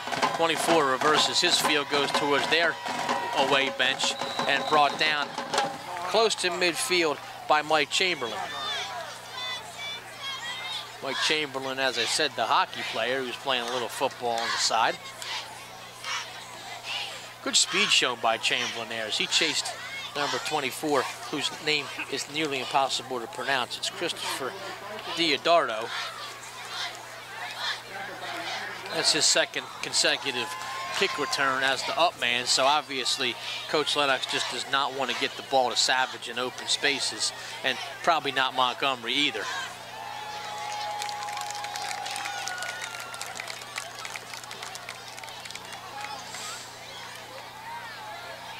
And the throw, this time Argo back in at the quarterback spot.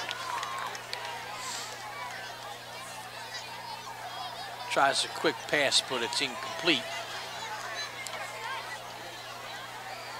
Mandela. So really the last drive, they just went with that Wildcat the whole time. And Dennis Robinson's played at the quarterback spot, but now, well, Argo was in and now he's out again. So I don't know what the heck they're doing. This time they got number 7, Darnell Savage, in at the quarterback spot. It's going to go to him in the Wildcat. Savage gets past a couple guys and we could have trouble again. And my God, this guy is elusive and fast, and he's going to go into the end zone. And they do throw a flag, so I don't know if that was a late, whether it was a late hit or what, I don't know, but Mennel went down. So that may be a dead ball foul because he was in the end zone. We'll see if they give him the touchdown or not. But man, you really got to see what Savage can do when he gets the ball in open spaces. He is elusive and quick, and when he turns on the jets, man, I mean, Naeem Bey is fast, and Bey was unable to really close that gap on him or even get the angle on Savage as he went in for his second long touchdown, this one from 51 yards out. But I'm going to call that a personal foul. It is a touchdown, so it'll be assessed on the kickoff.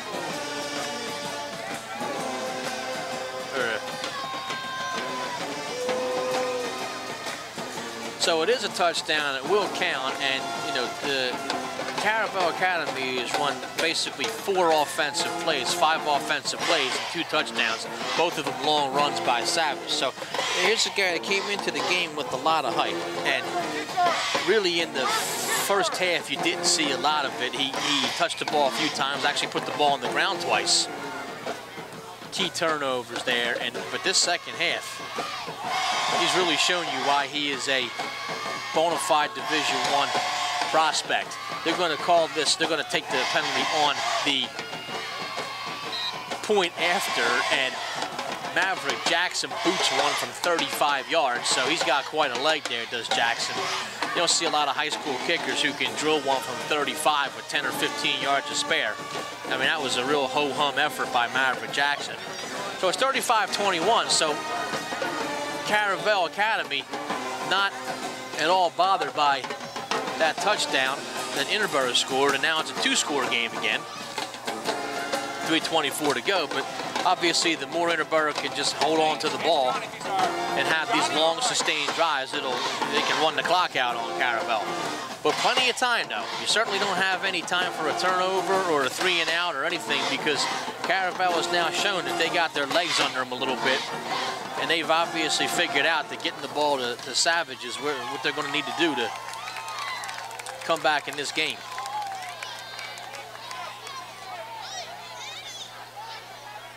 Same 3 back deep, Bay, Okuda, and Thomas back deep. Ball be teed up at the 40. Maverick Jackson. It's a cool name too. His name's Maverick. I guess that's his real name. It's in the program.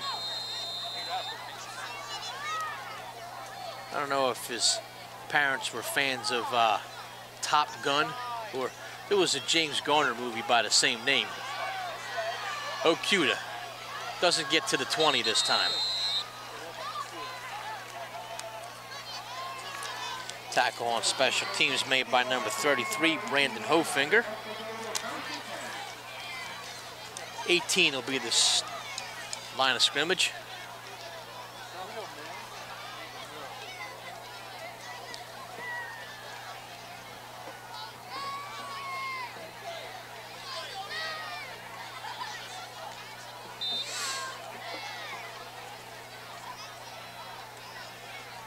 So Bay and Shaw remain the running back tandem, and it goes to Naeem. Naeem will get about 4. And they actually, they said he fumbled, and they say Caravel got it. So I thought he had gotten out of bounds, but they said the ball was on the ground and Caravel picked it up. So I had just said that a turnover would be not exactly what Interboro needs, and that's exactly what happened. So Naeem Bay puts the ball on the ground, and Caravel Academy will get the ball right back at the 25. Down 2 scores, 35-21.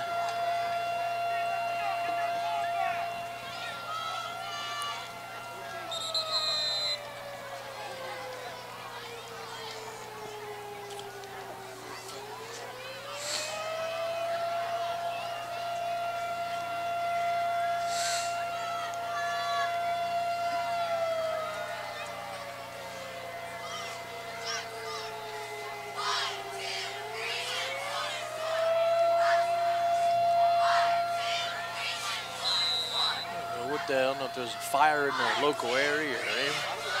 Back to the Wildcat formation. They'll hand it off to Schreiner. Schreiner out of bounds, but not before he got 11 yards. Chris Thomas with the tackle.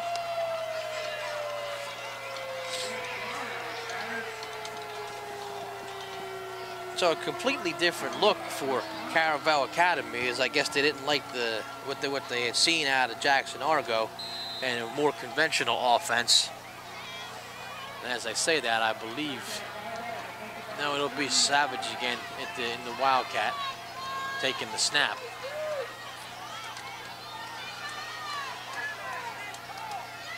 So 3 guys in the backfield along with Savage. And he'll keep it. He'll be brought down behind the line of scrimmage. So a good job by the Bucs. Jason Mix at that time. And Savage is a little bit injured, so he's probably going to have to come out as he's favoring that leg. And he's a guy with a bright future, so I really don't want to, give him a whole bunch of touches. This is a guy that they're probably going to need down the line, and now he goes down on the field. So saw plenty of this 2 weeks ago against Prep Charter. We hope we don't have a second half that repeats that. So Savage now on the ground. Everton on the sidelines in street clothes, or in shorts anyway, with crutches, with his knee wrapped. Obviously not a good sign. Hummel also hurt on the side. I'm sorry. D'Alessio and Everton standing side by side. So the two starting wideouts from the beginning of the year, both with bad knees. Hummel is also on the sidelines as well, so he's out of action. So another guy that they had really counted on to be another ball carrier, another skill position player, he's out. So you have three guys there.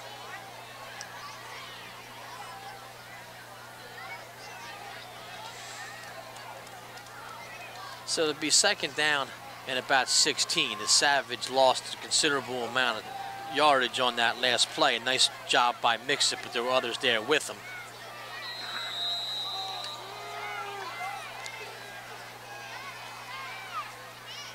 Argo back in at quarterback. He'll throw. He's looking for a man. And that's caught for a touchdown, and a great job on the play by Bryce Carney. And that ball was thrown really nicely by Argo. So a lot of different looks here employed by the Caravel Academy team. Whereas in the first half, everything was just a straight, conventional offense, and they've had a lot of different looks this second half. And we got ourselves a football game here. It's 35-27. Maverick Jackson has it spotted at the 10-yard line, and he'll boot it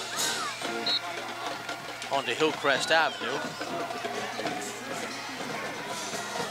And it's a one-score game. So just a few minutes ago, we were thinking, hey man, we got this game. Three touchdown lead. It was 35-14. And now it's a 35-28 game, 2:26. And, Coach Lennox certainly has to have some trepidation about who's going to give the ball to. Obviously, you have to put the ball in the hands of people you can trust, but he's kind of running out of options. This game is not over. If you like shootouts, we definitely have one for you here at the South Avenue Sports Complex. I hope James Runkle didn't have any big plans tonight, because he's obviously not going anywhere. The producer, my man Pat DiCostanzo, down in the truck. I'd like to thank them as well for their sacrifices coming out here on Friday night, helping us bring you this broadcast. Maverick Jackson at the 40-yard line. Okuda, Begg, Thomas. And they're trying to keep it away from Begg. That's a live ball, so they have to fall on top of it. Good job by May doing that at the 27-yard line.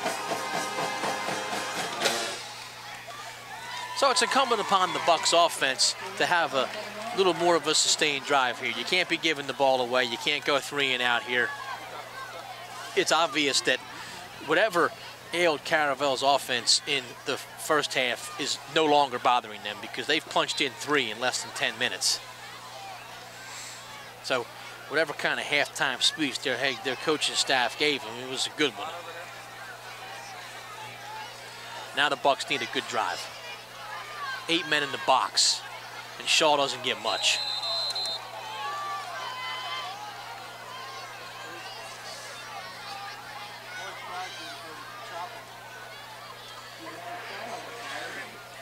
And really, they can do this because Caravel has to know that there really is no outside threat anymore. With Everton gone, I mean, you saw his speed, and you saw what he's able to do on that touchdown, the second touchdown of the game for the Bucs. And they just don't have that same fear with the Sands. This is not to say he's not fast, or not to say that he can't get the job done. Incomplete pass as they were going over the middle looking for Okuda.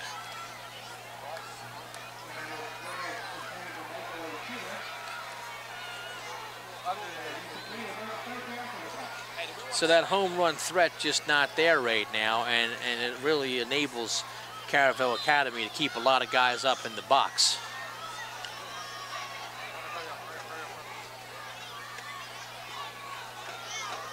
I formation set. May's the fullback. Okuda in the sands at the wide receiver spot. It goes to Pattinson. Pattinson, the big tight end, over the middle. And that was a good play call to really exploit the center of the field that was left open by Caravel. And Pattinson's playing a really great game today. And a good job holding on to that football. So 43-yard line will be the line of scrimmage. And a very much needed first down. Minute and a half to go in this third quarter. These people are leaving and waving goodbye. I don't know what they're leaving for. This game is still in question.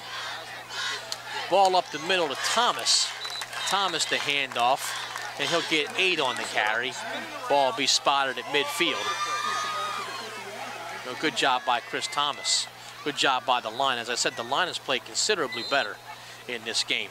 So big shout out goes to Terrell Davis, Jeremiah Della Pascoli, Christian Brady, Dwyer, and Nick Valerio, as well as Chase Pattinson.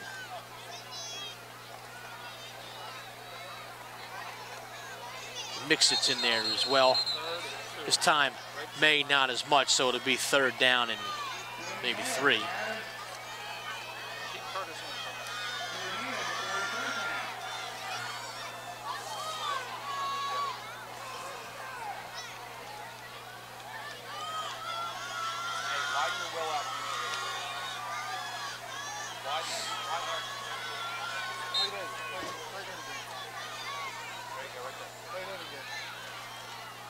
Hand off to Thomas at the tailback position. He gets a first down. Good hard running by Thomas.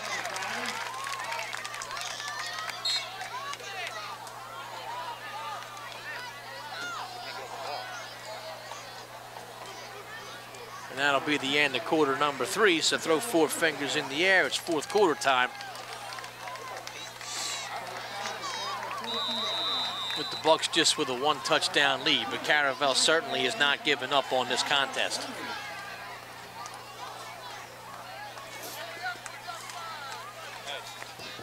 Problem, here's the problem. When tackles get blocked, the middle backer's taking on blocks instead of getting off the block and freaking spilling.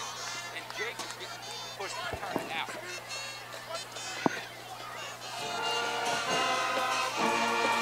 And the Bucs band will strike it up. Little in-between quarters entertainment. I'm just hoping to be able to hear my favorite song, Get the Beat Down.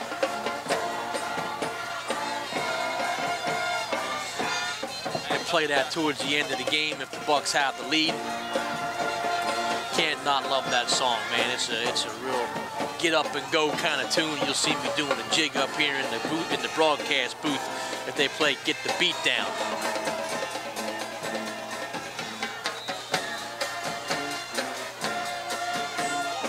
Some guy conducting the band. I don't even know who he is.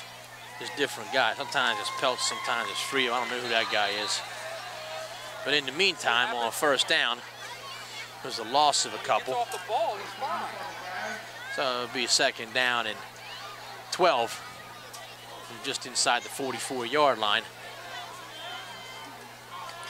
But Interboro does have the ball and the clock is running, and that's the most important thing. Naturally, another score here would be just what the doctor ordered. May at fullback, Thomas the tailback. They're going to go to Okuda. Okuda needs to turn that corner. He can't do it. Savage and Montgomery with the tackle, and he'll lose a yard or 2. So it'll be another 3rd and long set for Interboro.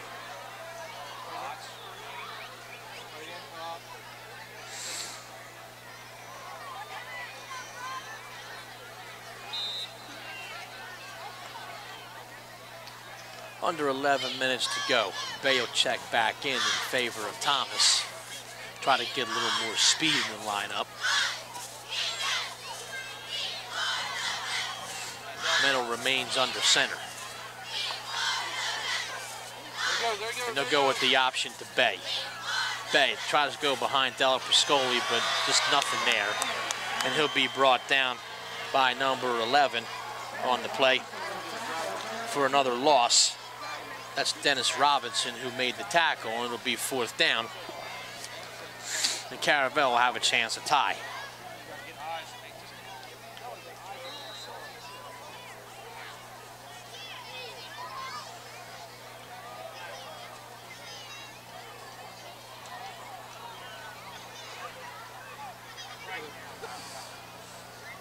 So Mennel will stand at about the 43-yard line. He'll punt it away. Back deep once again to Savage and Montgomery. And the punt will be taken on one hop by Montgomery. Montgomery, 30-yard line.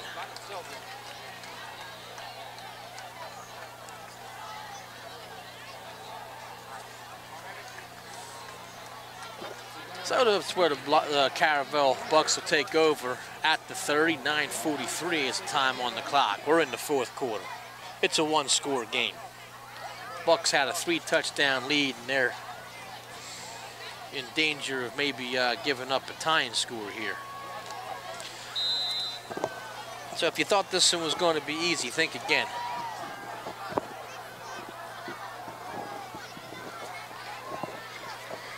Argo on the fake to Savage. They go back to Schreiner. He doesn't get much. Good job by the Bucs to hold their course. Tackle by Steve Royer.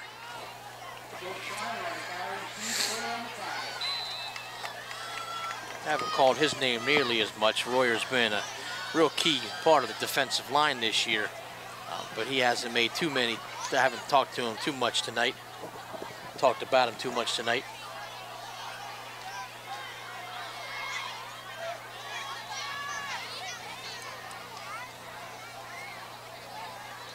Back to the Wildcat. This is Savage. Savage stays inside. Oh boy, Savage cuts it. Stays on his feet. Wow,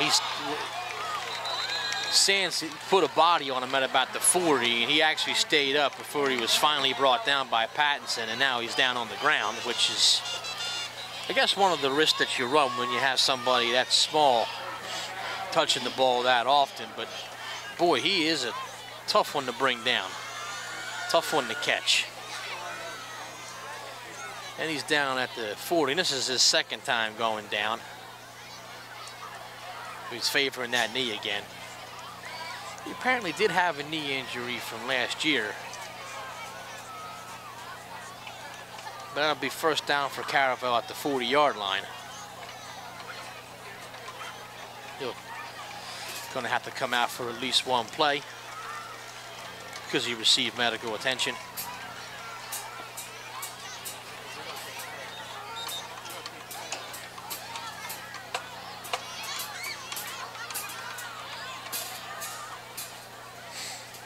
So you'll see Argo come back into the game now.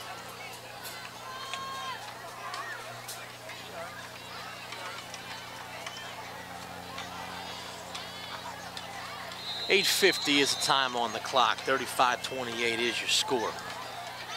Argo back in at quarterback. Similar formation as they've been running with out of that Wildcat.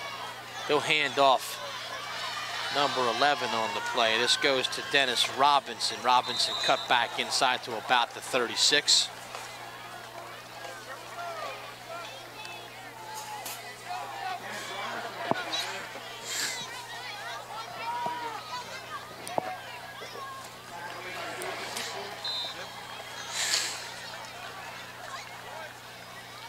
So inside the 40 to the 36-yard line, close to the 35 will be your line of scrimmage.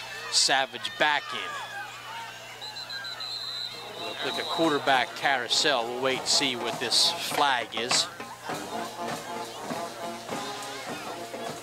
And these different looks are difficult for a high school defense to keep up with. They're going to be offsides on the play, so it'll be back 5 yards, so it'll be 2nd down. Now Argo's going to check back in. Montgomery out. It's interesting to see all this offensive innovation now at the high school level. I mean, you used to go to the high school games and the teams run the same 3 or 4 plays over and over and over. And, you know, I don't know if it's better football or not, but it's definitely more entertaining to watch. Argo, the left-handed toss a little bit high, so not a great throw that time. He was looking for Bryce Carney, who's had a pretty good game at the wide receiver position, but there wasn't anybody going to catch that.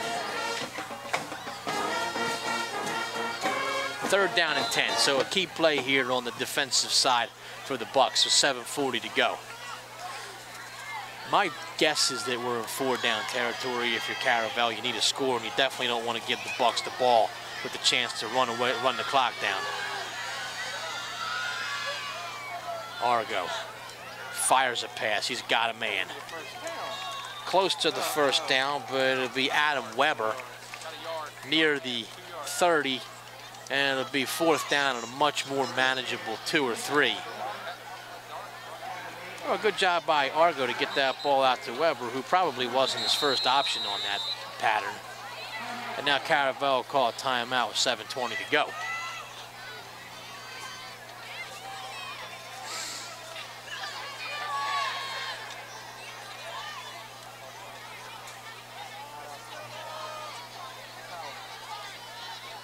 So, seems like I say this every game, but the biggest play of the game is upon us. 4th down and 3 yards to go for Caravel. They want to make sure they have the right play dialed up. I mean, it certainly looks as if it's a place where Savage will get the ball, but you just don't know. I mean, he'll be keyed in on by the defense. But they certainly have enough weapons on the Caravel side that it doesn't have to go to Savage. We'll wait and see if they have a quarterback Argo out there. It does not look like Argo is going to be in on this play, so this would be some type of a wildcat set with Savage taking the snap. All lined up on the near side hash mark. Savage in at the de facto quarterback position. Looking for backside pressure from Thomas. Does he get him? He will sneak forward for a 1st down.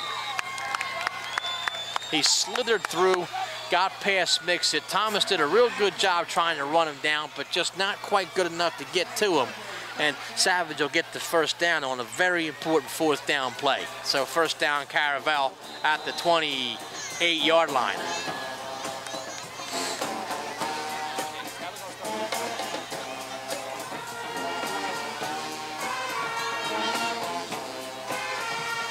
And this was a big giant mess. Not sure everybody on the field jumped.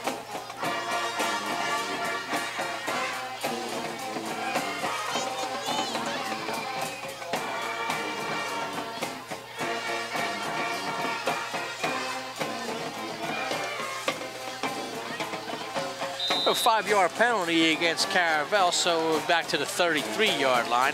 1st down and 15. Savage once again remain in the game at the quarterback position.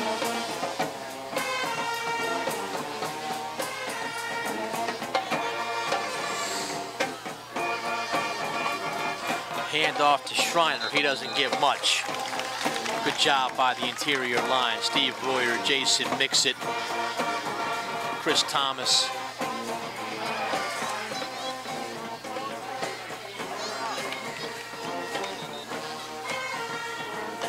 Absolutely nothing. So it'll be 2nd down and 15. And we have looks like the Sands has to come out of the game. I don't know if it's an equipment or if it's an injury. It looks like it could be. Hopefully it's just an equipment issue there. So number 6 will check in. That's Nate Murtha. He'll check in, and he's going to play back at the safety position. Argo to Savage on the handoff, and a great job by Royer to grab hold of that jersey and wheel him around. And hey man, when you get a running back that talented, you grab anything you can that's not a face mask, and you do what you have to do. Steve Royer, a good sized kid. I mean, he's not someone that, you know, you're gonna like move out of his way in the hallway, but he's still a pretty good sized kid. and he grabs hold of Savage by his jersey and just spins him around and throws him down. So it'll be 3rd down and 23, so Caravel with their work cut out for him, and once again you see the detrimental effects that a penalty can have on a drive, even a 5-yard penalty. So a 5-yard penalty and 2 big stops by the Bucs defense, and now 3rd down and 23, Argo in. Steps up in the pocket, finds Savage. Savage going to be close to 1st down yardage. He's not going to get it. He's going to be about a yard short, I think, as he slid down. I don't know if he slipped or if he just didn't want to get hit, but either way, it's going to be 4th down. So it goes from 3rd and 23 to 4th down and less than 1. I guess he didn't want none of Matt Dwyer. So they're going to call for a measurement, I think. Whatever DeSands had is fixed or resolved, so Murtha's going to come out. DeSands will go back in the game. Are we having trouble with the middle when we run trap and shit like that? So they are going to bring the chains out and see if Savage got on that pass from Argo to Savage.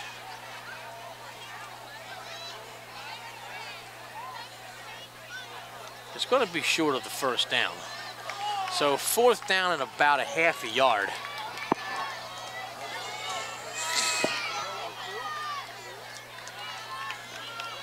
The dial it down guys got it wrong. The scoreboard got it right. It is 4th down.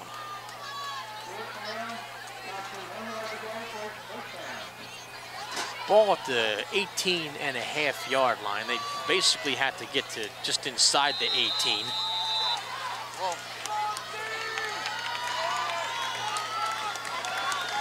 Bucs fans banging on the bleachers. This is where a negative play is definitely going to help. Argo in the quarterback. He's going to try and take it himself, and we'll just have to wait and see. It looks like his initial move forward probably got the 1st down, but then he was driven back, so it's all going to depend on the spot.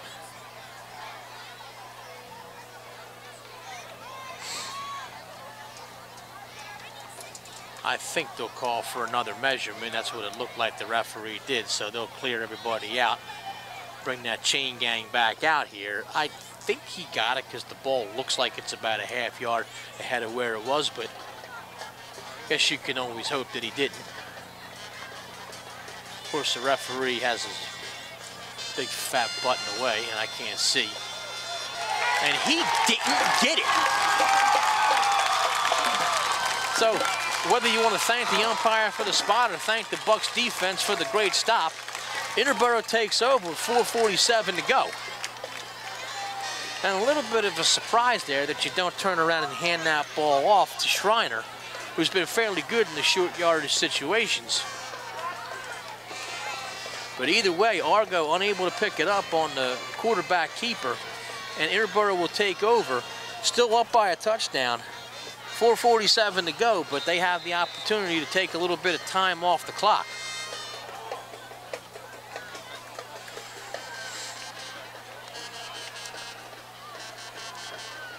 And it's Bay.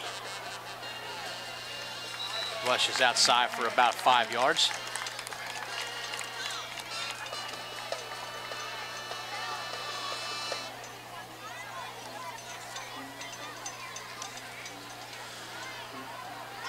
So inside 4.5 minutes, and you know that Steve Lennox will keep it in between the sidelines, and as long as he can keep running the ball, he will. As long as he doesn't have to pass, he won't.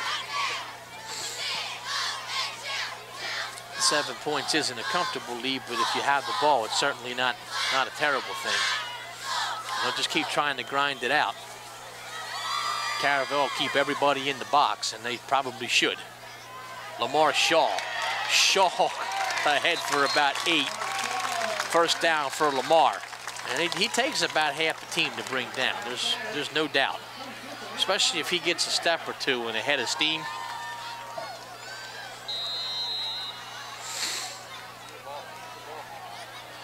So 33, the line of scrimmage. Bucs in absolutely no hurry to run a play. They'll take as much time as they possibly can off the clock. Caravel with 2 timeouts remaining. So not just 2 chances to stop the clock. They have 10 men in the box, basically. It's Bay ahead for about 4.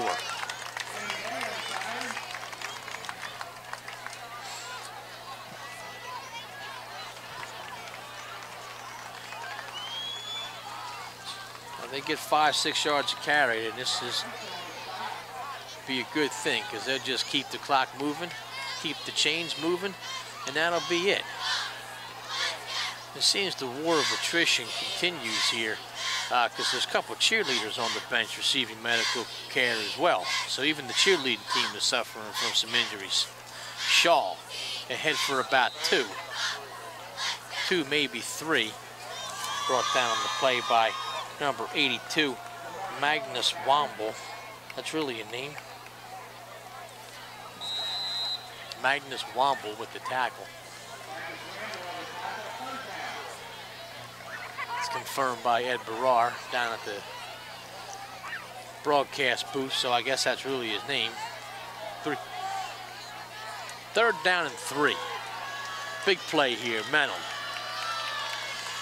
Gets Bay on the outside. Lamar Shaw, the single setback. Naeem in motion. They're going to sweep it to Okuda. Okuda cuts in, won't get the first down. That's a terrible spot. It actually is a terrible spot. That coach is right, and he moved it back a little bit. So it'll be 4th down and less than 1. And decision time for Coach Lennox. I think Caravel would be wise to call a timeout. They're going to call a measurement, which stinks if you're Interboro because he obviously didn't get the first down. So unless Coach Lennox asks for the measurement to see how far he has to go, and then he can gauge whether or not he's going to go for it or not. Because this is a really interesting call. You punt the ball, you're obviously giving the ball back to Caravel with an opportunity to tie it. You go for it and you get it, you're in a real good position to win this football game. You go for it and you don't get it. Now, this is literally about a 6-inch, it's 4th and about 6. They're keeping the offense on the field, which I kind of knew he would. So it's 4th down and about 6. So Caravel going to bring in their big jumbo package. They just brought in a kid, number 76, who looks big enough to play for the Eagles. His name is Curtis Linton. He's 6'4", 275 pounds. And the referee, just as the crowd is about to reach a crescendo, calls for some type of an official timeout. I don't know what the heck his problem is.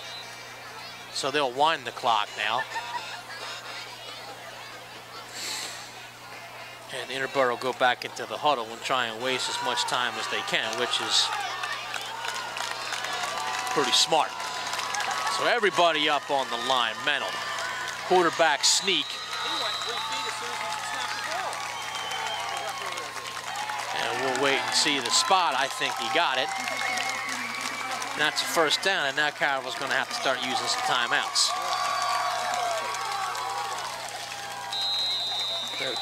They're going to have to use, they have 2 timeouts left to use. There's a 1.5 minutes left. Interboro will take their time getting up to the line of scrimmage. It'll be around a minute left after this play. They'll stay in the ready position. It's 1:13 and counting. And there's somebody moved, I don't know who. It's going to be on Interboro, which is a problem because it's going to stop the clock. So when in effect becomes a free timeout here with 1:09 to go, they will wind the clock again.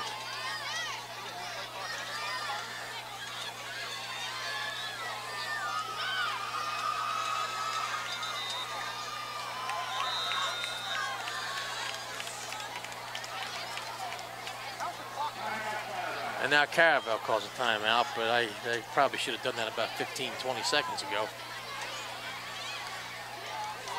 So the ball, just to set the situation, it'll be 1st and 15. There's 59.4 seconds, so we're under a minute. Caravel is just taking their 2nd timeout. There's 1 timeout left. Interboro, really all they have to do is not fumble the ball, and they should win this football game.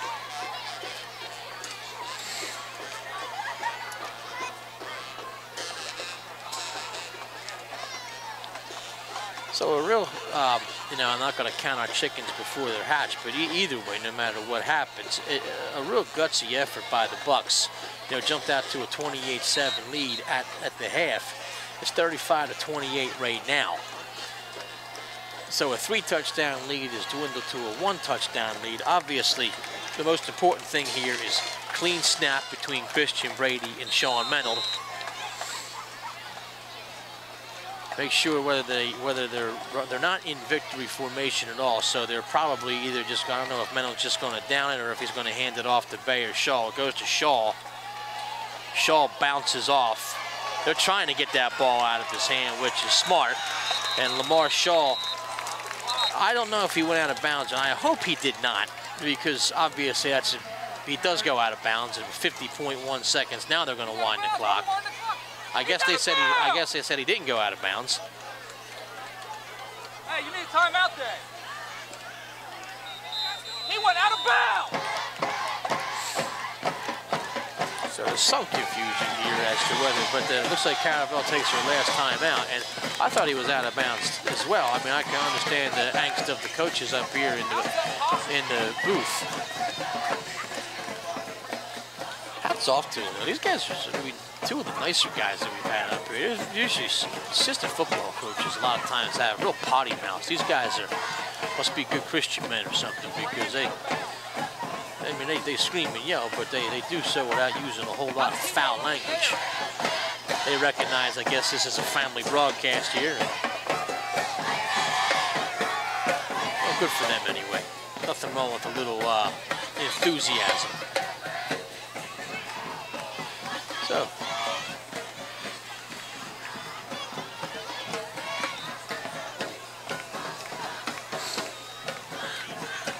at least you get a chance to hear, I guess what you call a modified version to get the beat down. And now the Bucs are in victory formation with 39 seconds to go. Menold kneels on the ball. They'll have to do it one more time, and that'll be it. Caravel can't stop the clock. So a real well-deserved win here, and a win that maybe not a lot of people saw coming. So the Bucs start the year 0-3, and the last 2 weeks they come back and defeat Penn Charter in a tough contest, and Caravel Academy tonight, 35-28 is going to be our final score. And they'll get ready for some Del Val play next week. If you want to go check them out, they'll be at Curve Field at 10 o'clock on Saturday morning. Good job by the Bucs. I want to thank James Ronco up here, the producer, my man Pat DiCostanzo down in the truck, and a great job by the Bucs. I hope you fans enjoyed this. I'm Bill Soroka. I'm signing off. We'll see you next time we have a home game in 2 weeks against the Academy Park Knights. We'll see you then. Bye-bye.